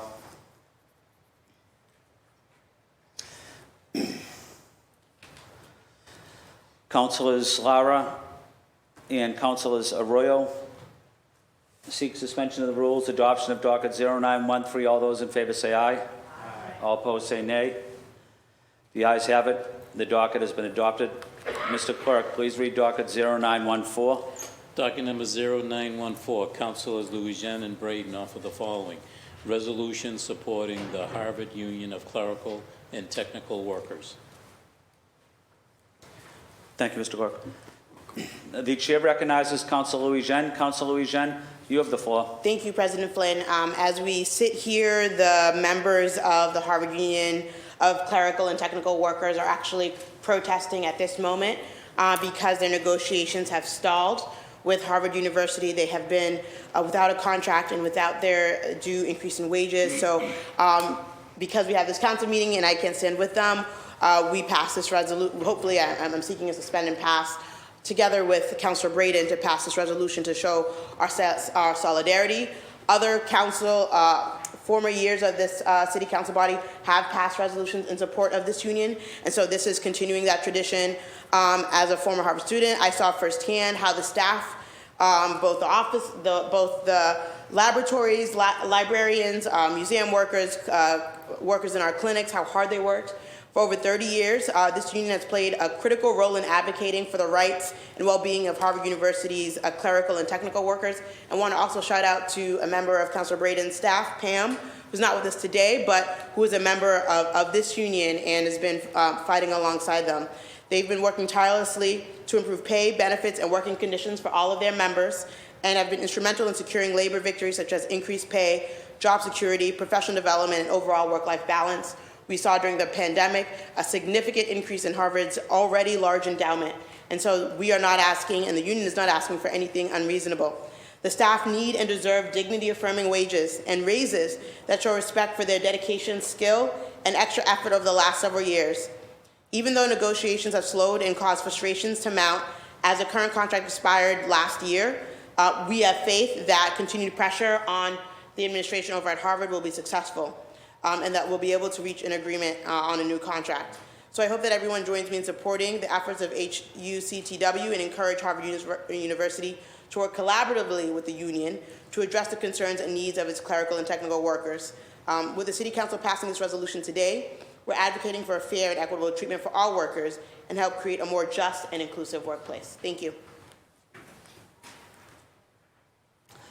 Thank you, Councilor Louis-Jean. The chair recognizes Councilor Braden. Councilor Braden, you have the floor.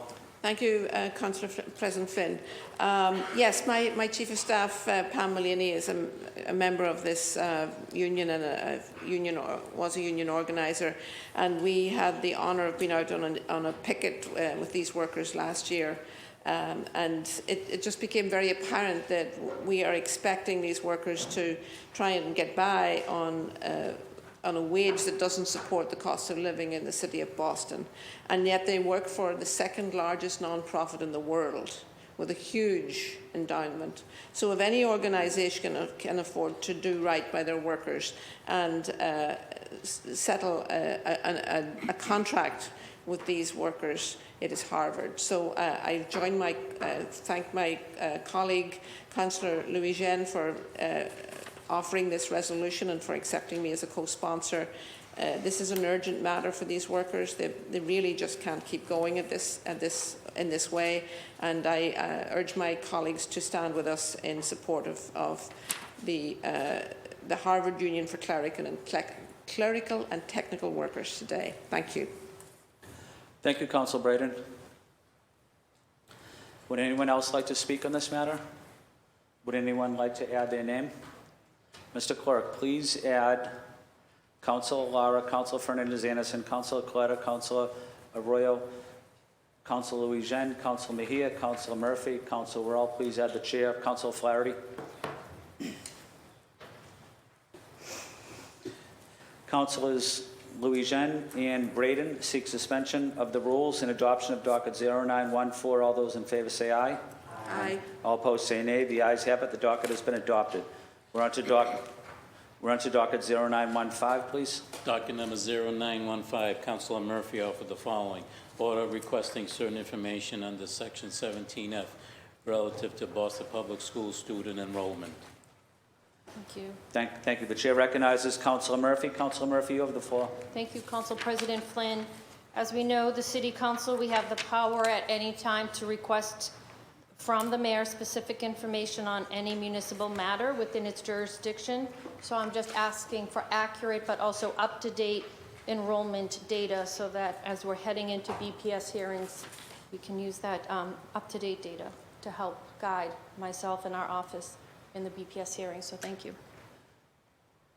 Thank you, Councilor Murphy. Councilor Murphy seeks suspension of the rules, passage of docket 0915. All those in favor say aye. Aye. All opposed say nay. The ayes have it. The docket is passed. We're on to personnel orders. Mr. Clerk, please read Docket 0916. Docket number 09166, Councilor Flynn for Councilor Louisiana. The chair seeks suspension of the rules and passage of docket 0916. All those in favor say aye. Aye. All opposed say nay. The ayes have it. The docket is passed. Mr. Clerk, please read docket 0917. Docket 0917, Councilor Flynn for The Councilor chair Louisiana. seeks suspension of the rules and passage of docket 0917. All those in favor say aye. All opposed say nay. The ayes have it. The docket is passed. Mr. Clerk, please read docket 0918. Docket number 0918, Councilor Flynn for Councilor The Louisiana. chair seeks suspension of the rules and passage of docket 0918. All those in favor say aye. Aye. All opposed say nay. The ayes have it. The docket is passed. Mr. Clerk, please read docket 0919. Docket number 0919, Councilor Flynn for The chair Councilor seeks suspension of Fernandez the rules and Anderson. passage of docket 0919. All those in favor say aye. Aye. All opposed say nay. The ayes have it. The docket is passed. Mr. Clerk, please read docket 0920. Docket number 0920, Councilor Flynn for Councilor The Fernandez chair seeks Anderson. suspension of the rules and passage of docket 0920. All those in favor say aye. All opposed say nay. The ayes have it. The docket is passed. Mr. Clerk, we're on to docket number 0921. Docket number 0921, Councilor Flynn for Councilor Fernandez The chair Anderson. seeks suspension of the rules and passage of docket 0921. All those in favor say aye. All opposed say nay. The ayes have it. The docket is passed.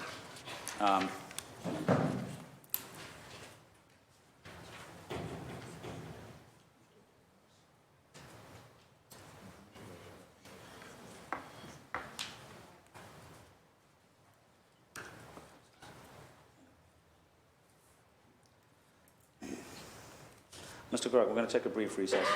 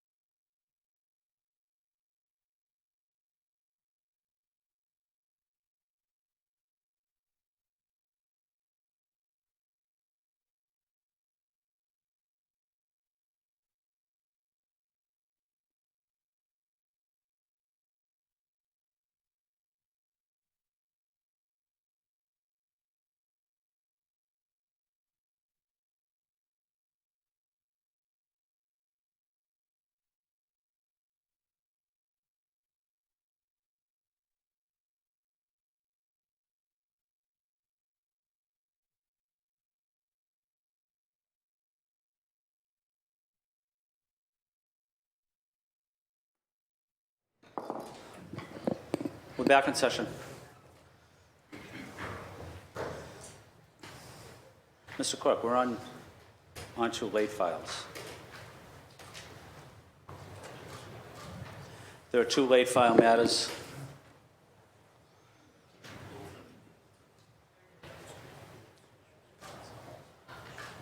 Okay. There are 2 late file matters. Both of these reports should be on your desk. Let me stop for a minute just to give everybody an opportunity to make sure it is on their desk. If it's not on your desk, just let me know.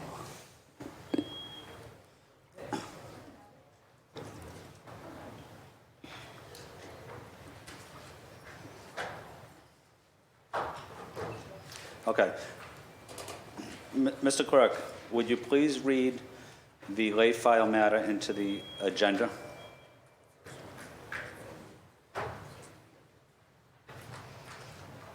Yeah, the second one is the, okay. Yeah, please read the letter into the record. First late file is a letter from the City of Boston Law Department submitted by Corporation Counsel. I am writing this letter to provide an update on the lawsuit that was filed against Boston City Council and U.S. District Court for the District of Massachusetts. Case number 1.22CV12048. Rashid Walters et al. Versus Boston City Council et al. This update is of 9:00 a.m. on Wednesday, May 10th, 2023. On May 8th, 2023, Judge Patty Saris of the United States District Court for the District of Massachusetts granted plaintiff's motion for preliminary injunction. By granting plaintiff's motion, Judge Saris invalidated the map as approved by the City Council on November 2nd, 2022, and enjoined the city from conducting the 2023 election for district council seats using that map.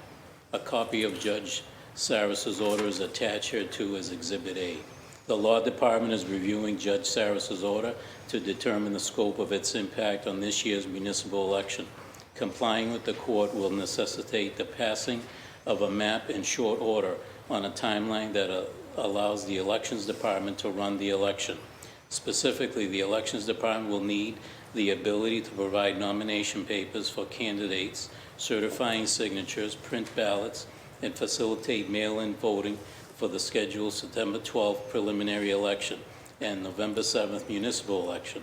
In order to support the orderly conduct of such elections, the City Council will also likely be called on to help facilitate changes related to deadlines and mechanics to the gathering and submitting signatures in order to ensure meaningful opportunities for residents to run for office based on any redrawn map. This office looks forward to working with this honorable body.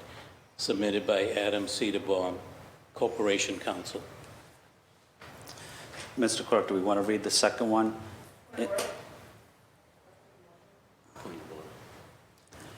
The chair recognizes Councilor Coletta. Oh, yes, point of order. Where do you intend to place this docket? Well, it has to come before it has to be properly before the body. Okay, so you're reading them separately? Well, it has to really be before the body before I discuss it. It's not properly before the body yet. Okay, are you making a motion to place it anywhere before then? Are they going to be one docket, or are they going to be 2 separate dockets? I guess that's my question. There'll be 2 separate dockets, but Two separate dockets. we're not really able to discuss it until we vote on it, that it's properly before the body. Okay, so we have to vote on it and then before the body, because it's a late file. Okay, thank you. Thank you for clarification. Thank you. I'll read the second one. Yeah.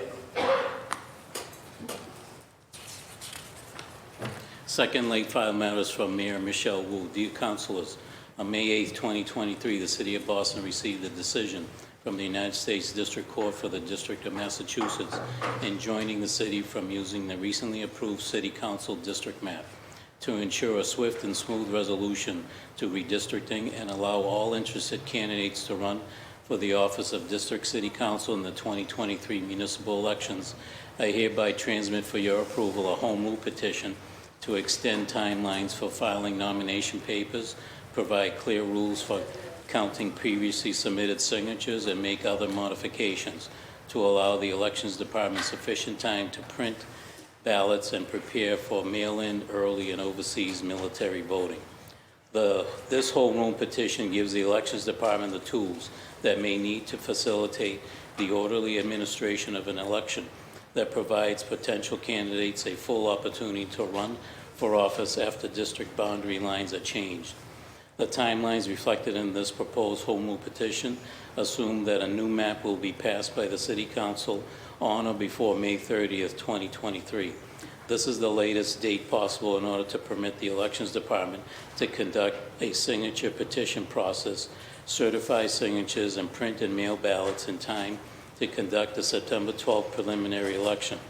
The Elections Department, with the support of the Law Department and in cooperation with the Secretary of the Commonwealth, will continue to determine whether the legal changes needed to conduct the election after a new map is approved can be accomplished purely through local action. Should further guidance determine this to be appropriate, the administration will promptly notify the council committee to which this matter is assigned of the opportunity to modify this legislation into a city ordinance. In the coming days, my office will be submitting to your honorable body a new proposed redistricting map for consideration that provides a robust opportunity for all voters to see themselves represented and reflected on the city council, and prioritizes placing whole neighborhoods together within individual districts. We request that the City Council take up this matter with urgency to establish signature collection procedures as quickly as possible. And we also approve a new redistricting map on or before May 30th, 2023. Sincerely, Mayor Wu. Thank you, Mr. Clerk. We will now take a vote to add these late file matters into the agenda. All those in favor of adding these late file matters into the agenda, please say aye. Aye. Thank you. These late file matters have been added to the agenda.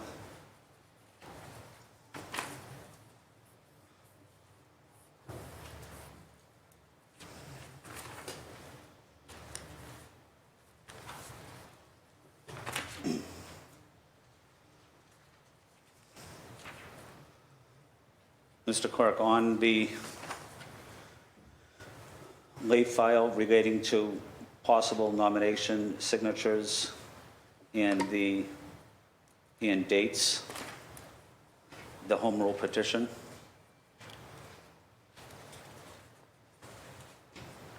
that should be sent to government operations.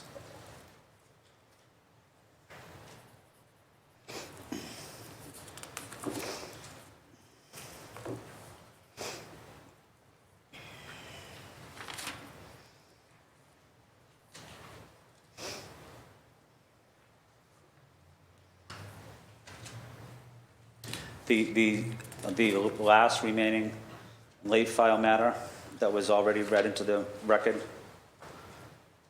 this late file matter should be assigned to the Committee on the Whole. Okay. The chair recognizes Councilor Coletta. Councilor Coletta, you have the phone. Thank you so much. I'd like to move for consideration invoking Rule 30, that this docket be placed in the Committee on Civil Rights. And I believe I have 5 minutes to state my case, and then we have 30 minutes to debate.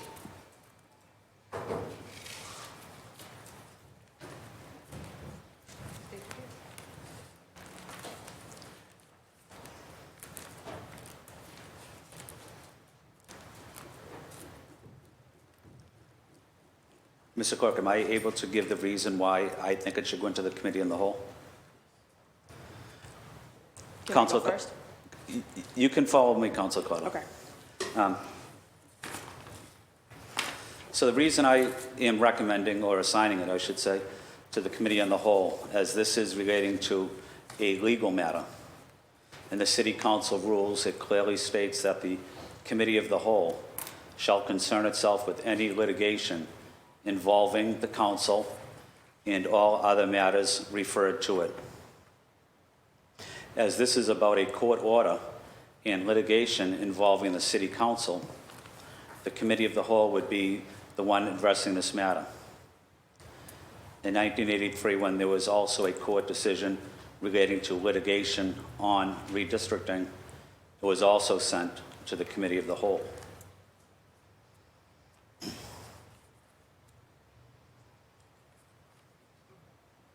I'm going to stop right there and recognize Councilor Coletta because she wanted to speak on this issue. So the chair recognizes Councilor Coletta. Councilor Coletta, you have the floor. Thank you, President Flynn, and respectfully, just based on that reasoning under Rule 5, Rule 5 states that the decision of the chair may be appealed, and so I would move to appeal this decision. And I would like to speak my case on this now, if that's all right with you. The chair recognizes Councilor Coletta. So I'm making this motion to go into, this docket be going into the Committee on Civil Rights. Some of you may be surprised, but if you think about it, it just simply makes sense. The right to vote is a sacred right, the foundation to and the hallmark of a functioning democracy. The act of voting is a civil right. The protection and enforcement of such, dictated by the Voting Rights Act, needs to always fall under this lens. And so what I am proposing is not a new concept. The Department of Justice Civil Rights Division has the responsibility for enforcement of provisions of the Voting Rights Act that seek to ensure redistricting plans do not discriminate on the basis of race, color, or membership in a protected group. At its core, through this process, we are seeking to protect our civil right to vote in districts that are contiguous, that are compact, and has respect for communities of interest. That is what the Voting Rights Act entrusts us to do with the redistricting process. Now we are charged by a federal court ruling directed at us to go back to the drawing board. And we need to ensure that any and all political motivations are left at the door, and we conduct a fair and open and impartial process moving forward. Placing this in the Civil Rights Committee will help achieve that. This is a moderate proposal that I'm asking my colleagues to please consider. The chair of this committee is Councilor Rutzi Louis-Jean, who is an at-large city councilor. The vice chair of this committee is Councilor Aaron Murphy, also an at-large city councilor. Both councilors do not have an allegiance to a district. They are charged with representing the entirety of the city of Boston. Councilor Louis-Jean in particular has experience with redistricting law and herself is a lawyer. This will be especially helpful under the watchful eye of this federal judge. She's also not contributed to a lawsuit brought against this body. I believe she would be a fair arbiter of this process. So therefore, I believe she is the right individual to help us shepherd this body through this process. Again, this is a moderate proposal that I'm putting in front of my colleagues to consider, and I welcome debate on this topic. Thank you all so much. Thank you, Councilor Coletta.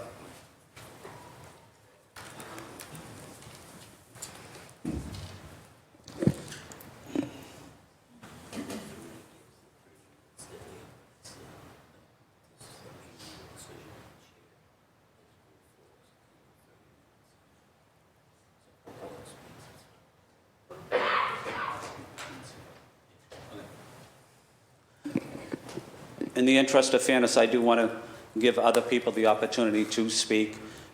It would not be the 30 minutes that was mentioned in the rule. That rule would not apply under this case, but I do want to give everybody an opportunity to speak if they would like to speak. The chair recognizes Councilor Mejia. Councilor Mejia, you have the floor. Thank you, Mr. President. And I think that it's very important for us to recognize what this moment is all about. There's a level of mistrust here, and you are the president of this council.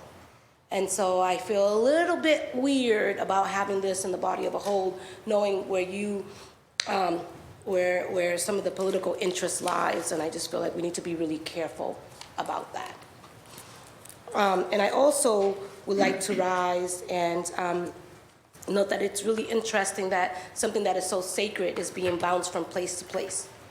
And we have to be really careful because all eyes are on us. And so I'm just curious in terms of kind of like, would love to understand your reasoning over the last 6 months why we have been dodging and displacing this process.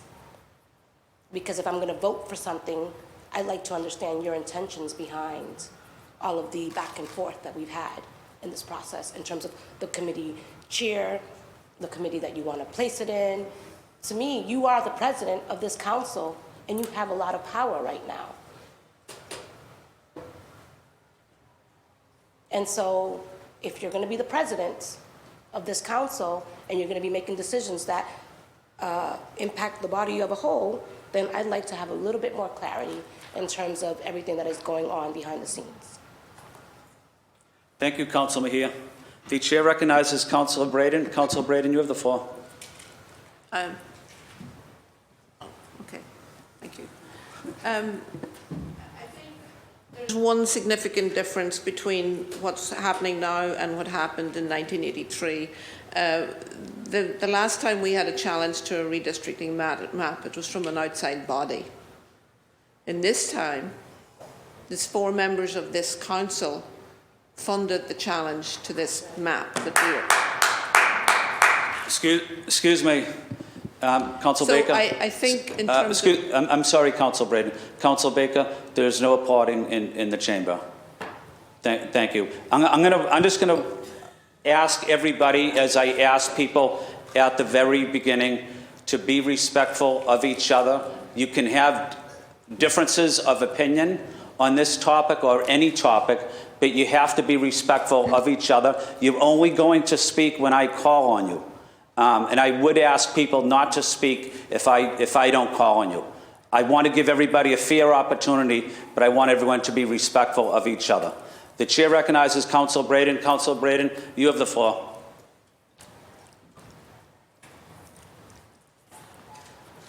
As I said, you know, we follow precedent a lot in this body. The last time we had a challenge to a redistricting map was in 1983 in the city of Boston, and it was an outside challenge by Mel King and a group that he was advocating with. And at that time, it was appropriate, it went to the Committee on the Whole. In this case, I think it's more appropriate we have to consider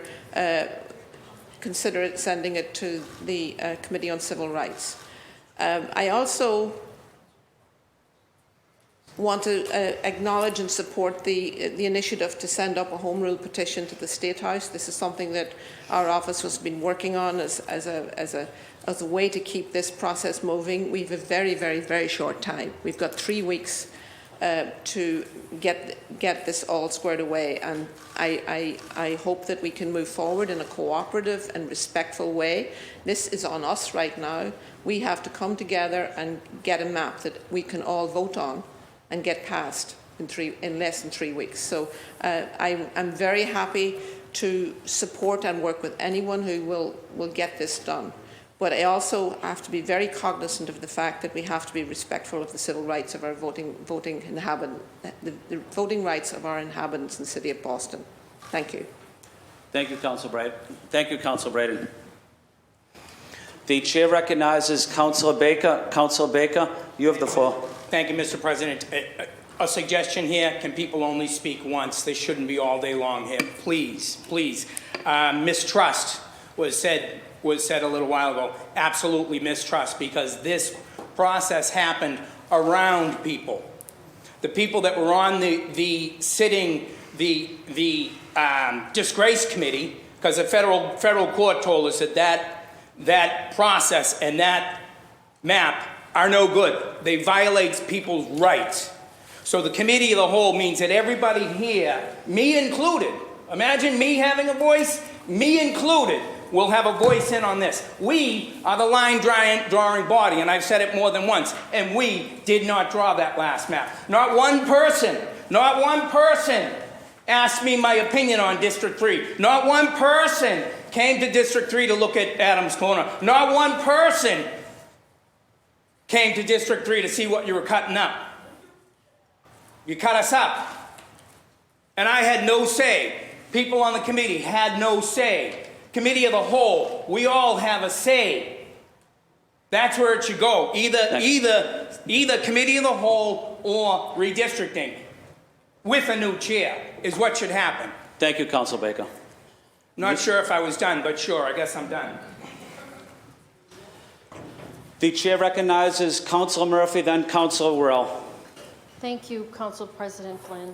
And I do just want to recognize, and I don't know if thank is the right word, but you left your sister's funeral to come here.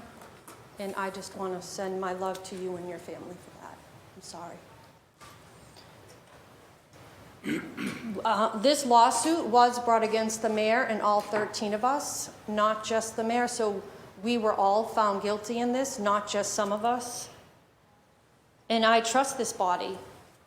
And I trust that we're up for the task that Judge Saras put back on us. I don't see why we need to play games about which committee, and maybe games, I'll take that back, isn't the right word. We don't need to do anything but do what we're asked to do. The committee of the whole, we all have an equal voice, all of us. And we were all found guilty in this lawsuit. You don't have to interrupt me, though. Excuse me. I'm gonna ask again, if someone is speaking, could you please allow that person to speak, whether you agree with the person or you disagree with the person? Give them the opportunity to speak. I will call on everybody. I will give everybody an opportunity to speak. But there's no need to interrupt anyone at all when someone is speaking. I hope I'm making myself clear. The chair recognizes Councilor Murphy. I'm done, Council President Flynn. I just trust that we as a body can do the right thing. And yes, eyes are on us, but eyes are always on us, and they have been since the creation of the Boston City Council. The residents of the city of Boston deserve, not just expect us to do the right thing, and I do believe that we can come together and we can do the right thing. And time, I mean, there's 24 hours in a day. We don't have to think of a 10 to 3 o'clock day. We can get this done. And I think we, as a council, want to make sure that we have a say and that a map isn't just drawn from across the hall that we accept, that I do believe that the Committee of the Whole is the place it should be. Thank you. Thank you, Councilor Murphy. The chair recognizes Councilor Worrell. Councilor Worrell, you have the floor. Thank you, Council President Flynn. And I just want to rise and say that I am in support of Councilor Coletta's motion to put it in the Civil Rights Committee. Both those who supported the map and those who opposed it recognize one thing: the success and failure of the process hinges on questions of civil rights.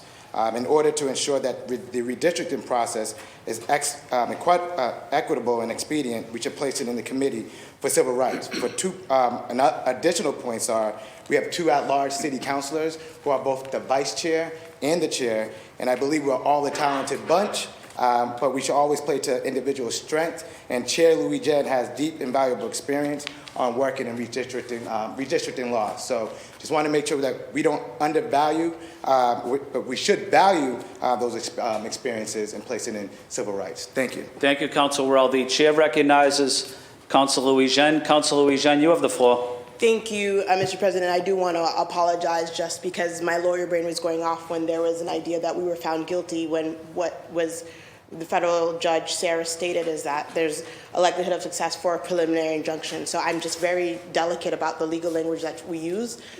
Saying that this body is guilty of anything is incorrect. I want to thank my colleagues for believing that this should go to civil rights. I am happy to take this on with all deliberate speed because we don't have a lot of time. And to get this right, redistricting is very difficult, as Judge Sarah stated in a 43-page opinion. The law is often in a state of flux, so you do have to be careful. As I stated several times, you have the Voting Rights Act on one side, and you have the other requirements of the Constitution on the other. That's a delicate balance, and you have to get it right. We can do that within a two-week period. We have to make sure that we are complying with traditional redistricting principles. Not everyone will be happy, but we can get to a map where hopefully enough of us can agree and we can move on. It is an election year. And we are all very busy. It is also budget season. We have a lot of work to do. We can get this done together. Thank you to my colleagues for supporting it, for saying that it should go to civil rights. I would be happy to take this on in my committee. Thank you. Thank you, Councilor Louis Jean. The chair recognizes Councilor Arroyo. Councilor Arroyo, you have the floor. Thank you, Mr. Chair. I didn't intend on speaking. However, I think now that I've heard a number of different opinions, I think that the realities that Councilor Braden brought forward are real. I think there's an issue here where people keep saying I didn't have a voice, but they were the loudest people in these processes. They were in every single hearing. They did have a voice, simply the body as a majority did not go in that direction. And I think there's a difference between saying I don't have a voice and saying that the majority of this body had a different opinion. And so I think sometimes that can happen to any of us, but it is not correct to say that people didn't have a voice. I will say that in this particular matter, I believe that Councilor Braden is more than capable of handling this, so I would have been comfortable with it going to redistricting, but I'm also very comfortable with it going to Councilor Louis-Jean, because I do believe that part of this process is we have a very short timeline. We have something like 2 to 3 weeks here to put something together for the city of Boston. We have people who are literally running for office right now who have no idea what district they're going to be in. So there's a state of flux just on candidates on that level. There's a state of flux in communities and who's going to be representing them. And I think that the best and most orderly way to do this is to try to create a process that is, I agree with Councilor Murphy on this, that is dictated by the members of this council and the folks who are here. And I think that that is something we are capable of doing if we are willing and able to allow us to have a very open process. I think that conversations about what that could look like are better held in those actual hearings and working sessions and all of those things that are to come. But I believe that right now it makes the most sense for the sort of cohesion of this process for it to either go to Councilor Braden or Councilor Louis-Jean. Since Councilor Louis-Jean has stepped up, I think it's appropriate for Councilor Louis-Jean to have this in her committee. And so that is where I will be. Thank you. Thank you, Councilor Arroyo.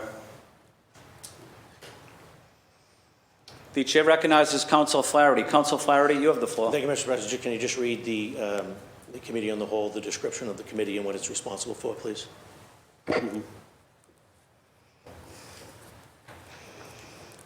Give me 1 minute, Councilor Flaherty.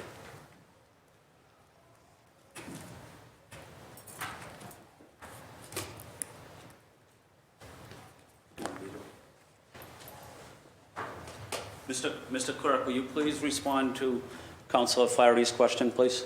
Committee of the Whole, which shall concern itself with any litigation involving the council and all other matters referred to it. The chair recognizes Councilor Flaherty. Thank you, Mr. Chair. I move the question.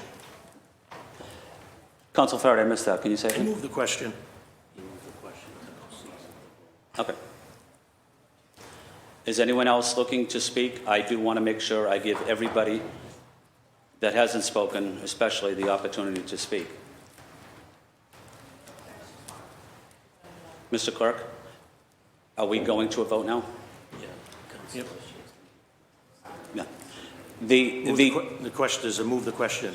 The chair recognizes Councilor Coletta. Councilor Coletta, you have the floor. I feel like I have to respond, just given the fact that I'm putting this motion up, and I respect everybody's opinion, right? This is a very emotional issue. I think that we need to demonstrate to the residents of Boston that this upcoming process will be fair, without impartiality. The residents of Boston should trust this process without any image of impartiality. Respectfully contributing to a lawsuit, again, does not provide that perception of impartiality, which is the basis of me introducing this amendment. I think that we're ready, we're willing, we're able through the Civil Rights Committee. And again, I just encourage everybody to consider this and to please vote yes. Thank you. Thank you, Councilor Coletta. Did everybody that hasn't spoken had an opportunity to speak? Point of interest. Councilor Baker? Since when do we take votes and putting matters in committees? Isn't that your purview as the president? Mr. Clerk, can you please respond to Councilor Baker? I'll read the appealing the decision of the chair. The presiding officer may speak to points of order in preference to other members and shall decide all questions of order subject to an appeal from the decision of the chair, but no appeal shall be considered unless properly seconded. No other business except a motion to adjourn or lie on the table shall be in order until the question on appeal has been decided. So the question before us is now, shall the decision of the chair stand as the judgment of the council? And the appeal was brought by Councilor Coletta. We need a second. Mr. Clerk, we're going to take a roll call vote on this. Please. Roll call vote on the appeal by Councilor Coletta, seconded by Councilor Worrell. Shall the decision of the chair stand as judgment of the council? A yes vote means that it would stay in the committee of the whole. A no vote, not on the committee of the whole. Councilor Arroyo. Can you say again with the yes and no? Mr. Clerk, could you repeat that so everyone is extremely clear on that? Shall the decision of the chair stand as judgment of the council? So a yes vote would mean that you want it in the committee of the whole. Okay, so no. A no vote would mean you do not want it in the committee of the whole. No. Councilor Arroyo, no. Councilor Baker. Aye. Councilor Baker, aye. Councilor Braden. No. Councilor Braden, no. Councilor Coletta. No. Councilor Coletta, no. Councilor Fernandez Anderson. No. Councilor Fernandez Anderson, no. Councilor Flaherty. Yes. Councilor Flaherty, yes. Councilor Flynn. Yes. Councilor Flynn, yes. Councilor Lara. No. Councilor Lara, no. Councilor Louisiana. No. Councilor Louisiana, no. Councilor Mejia. Councilor Mejia, no. Councilor Murphy. Yes. Councilor Murphy, yes. And Councilor Worrell. No. Councilor Worrell, no. 8 votes in the negative and 4 votes in the affirmative. It is not assigned to the committee of the whole. Thank you, Mr. Clerk. And just for the record, I believe the council president, the chair, has the right to place it into any committee the chair thinks is in the best interest of the body. I do accept this, but I just wanted to let my opinion be stated for the record. And we need a motion. We're on to... Oh, okay. The chair recognizes, at this time, the chair recognizes Councilor Coletta. Thank you so much. I'd like to formally make the motion to place this letter in the Committee on Civil Rights. Thank you. There was a second. Second. Mr. Clerk, we're going to take another roll call vote? Yes. Please. Motion to place this, the letter from the Corporation Council regarding the lawsuit to the Committee on Civil Rights and Immigrant Advancement. Councilor Arroyo. Yes. Councilor Arroyo, yes. Councilor Baker. No. Councilor Baker, no. Councilor Braden. Yes. Councilor Braden, yes. Councilor Coletta. Yes. Councilor Coletta, yes. Councilor Fernandez Anderson. Yes. Councilor Fernandez Anderson, yes. Councilor Flaherty. No. Councilor Flaherty, no. Councilor Flynn. No. Councilor Flynn, no. Councilor Lara. Councilor Lara, yes. Councilor Louisiana. Yes. Councilor Louisiana, yes. Councilor Mejia. Councilor Mejia, yes. Councilor Murphy. Councilor Worrell. Yes. Councilor Worrell, yes. 8 votes in the affirmative and 4 votes in the negative. This particular late file is assigned to the Committee on Civil Rights and Immigrant Advancement. Thank you, Mr. Clerk. We're on to green sheets. Anyone wishing to remove a matter from the green sheet may do so at this time. The chair recognizes Councilor Fernandez Anderson. Councilor Fernandez Anderson, you have the floor.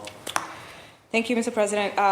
With your permission, I'd like to pull docket 0627. Everyone should have a copy on their desks. Page 13 of 21. Thank you, Councilor Fernandez Anderson. Mr. Clerk, can you please read that into the record? Docket number 0627 from the Committee on Rules and Administration. Ordinance to make the Boston City Council's webpage on the Boston City website more resourceful and accessible. Mr. Clerk, can we poll the committee to make sure it's properly before the body? Councilor Flynn. Yes. Councilor Flaherty. Yes. Councilor Mejia. Councilor Lara. Councilor Fernandez Anderson. Yes. And Councilor Arroyo. Yes. Properly before. It's properly before the body. The chair recognizes Councilor Fernandez Anderson. Councilor Fernandez Anderson, you have the floor. Thank you, Mr. President. I filed this ordinance in order to make the Boston City Council's webpage on the Boston City Council, the Boston City website more resourceful and accessible, and essentially just refiled the amendment with a mild modification here, just so that the wording can be a little bit more flexible and allowing admin staff to more flexibility in time and implementing what's requested here.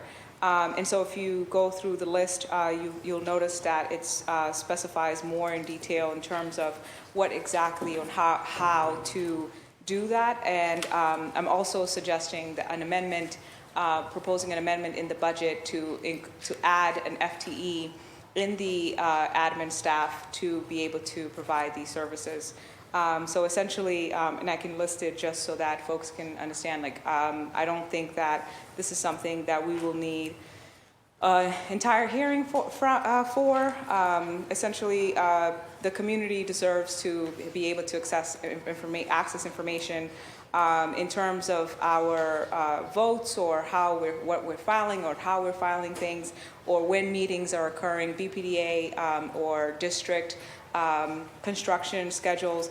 And so here it says that the Boston City Council's webpage may include, but not limited to, at least the city councilors and their Boston email addresses and phone numbers, each city council staff, their role and their Boston email addresses, each city council's filings in the city organized by type of filing, as well as their current status. Each city council's vote in council's meeting will be logged in e-vote, organized by item voted on and published on the council city's webpage, and to be displayed and aggregated for all city councilors for each vote on a voting track page, perhaps a topic and date range.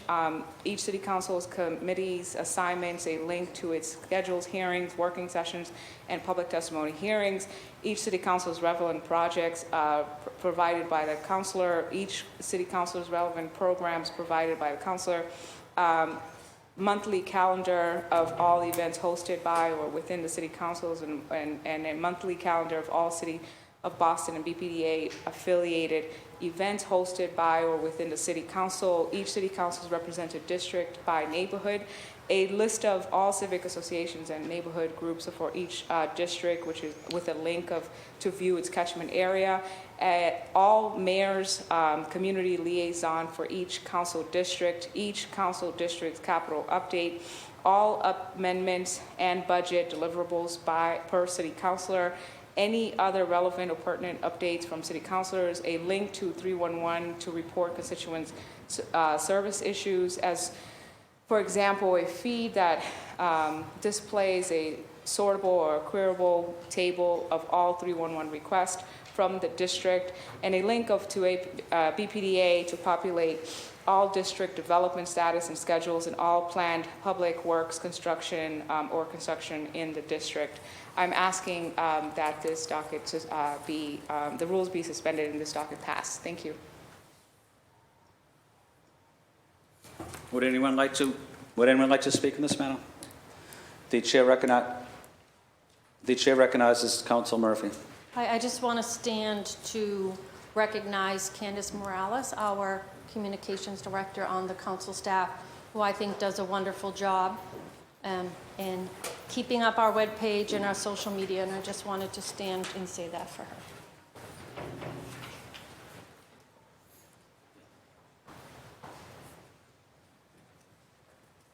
Before we vote on it, I do want to give people the opportunity to speak on it, since it wasn't in a new draft.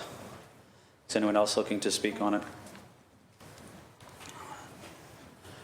I also want to echo what Council Murphy said on the role of Candace, but also the role of City Council Central staff that do this work for us, working on our social media, working on our homepage, educating and updating residents, constituents across the city.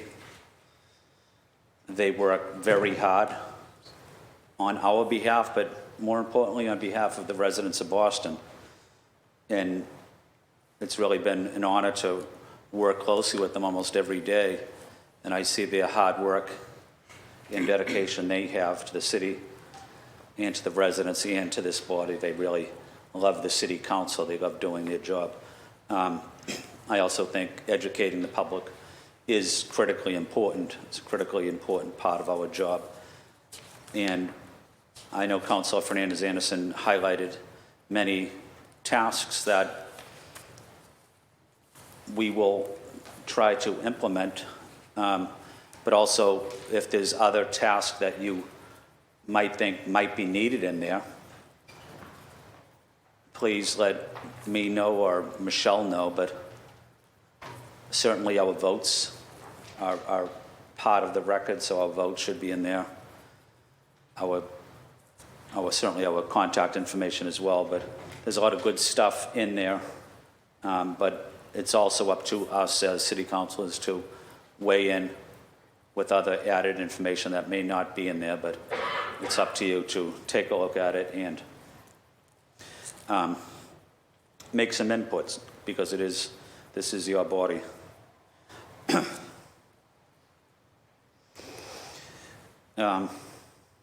Councilor Flynn, Chair of the Rules Administration, seeks suspension of the rules and passage in a new draft of docket 0627.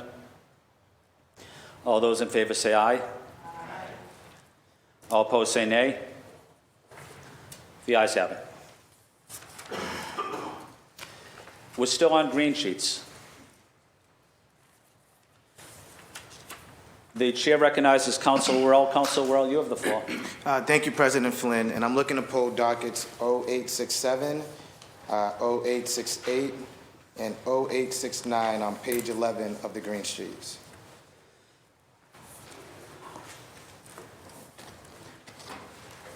Yeah, Mr. Clerk, on those three dockets, 0867, 0868, 0869, can we read them into the record, and then we're going to have to poll the committee? From the Committee on Planning, Development, and Transportation, docket number 0867, message in order for the confirmation of the appointment of Midori Morikawa as a member of the Zoning Commission for a term expiring May 1st, 2026. Docket number 0868, message in order for the confirmation of the appointment of Aisha Miller as a member of the Zoning Commission for a term expiring May 1st, 2026.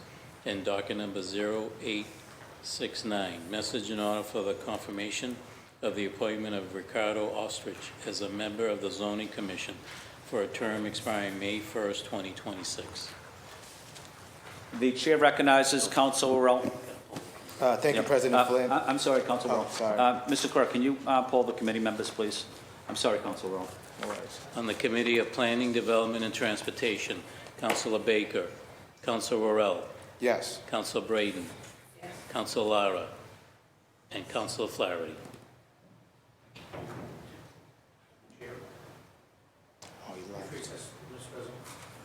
We'll take a quick brief recess.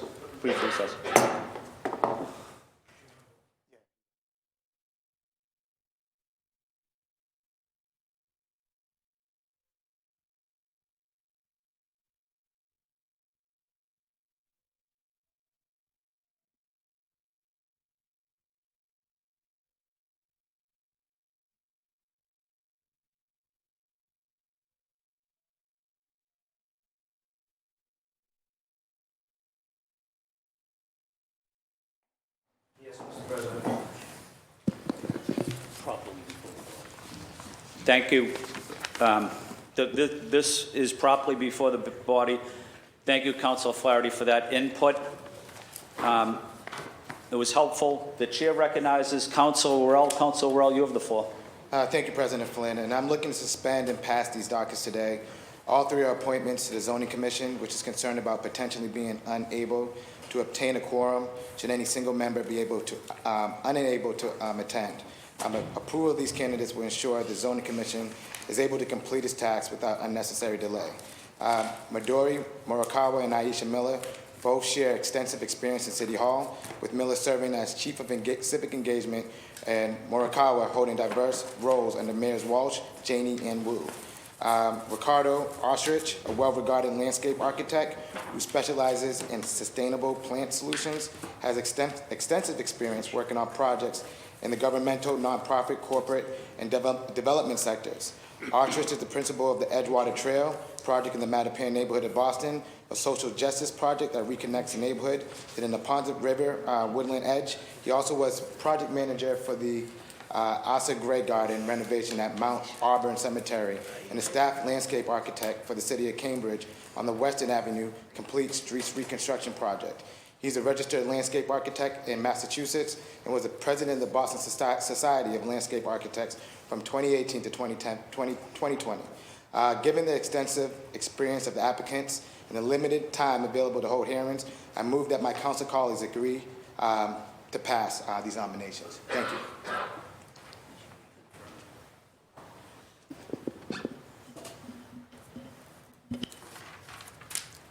Thank you. Is anyone looking to speak on this matter?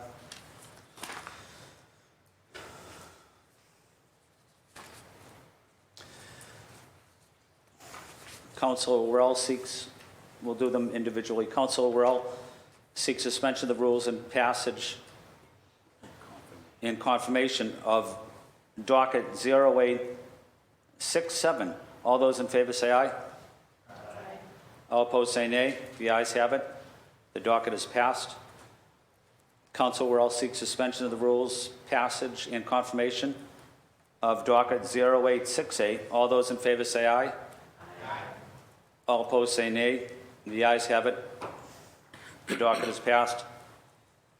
Councilor Worrell seeks suspension of the rules, passage, and confirmation of docket 0869. All those in favor say aye. Aye. All opposed say nay. The ayes have it.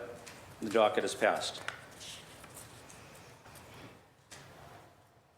We're on to, before we go on to the consent agenda, I just wanted to thank Councilor Worrell, but I also wanted to just add very briefly, I've worked closely with Aisha Miller for many years, and she was a dedicated, professional City of Boston employee, did a tremendous job, and I think she'd be a great addition.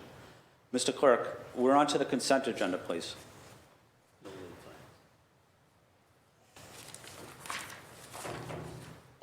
Mr. Clerk, I didn't hear you. I'm sorry. No. We're on to the consent agenda. I've been informed by the clerk that there are 0 additions to the consent agenda. The chair moves for the adoption of the consent agenda as presented. All those in favor say aye.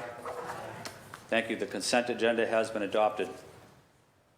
We're on to memorials. I'm going to read some individuals that have passed away, but I also wanted to give my colleagues an opportunity to speak about a loved one, a family member, a constituent, a friend, immediately after I speak. For Councilor Braden,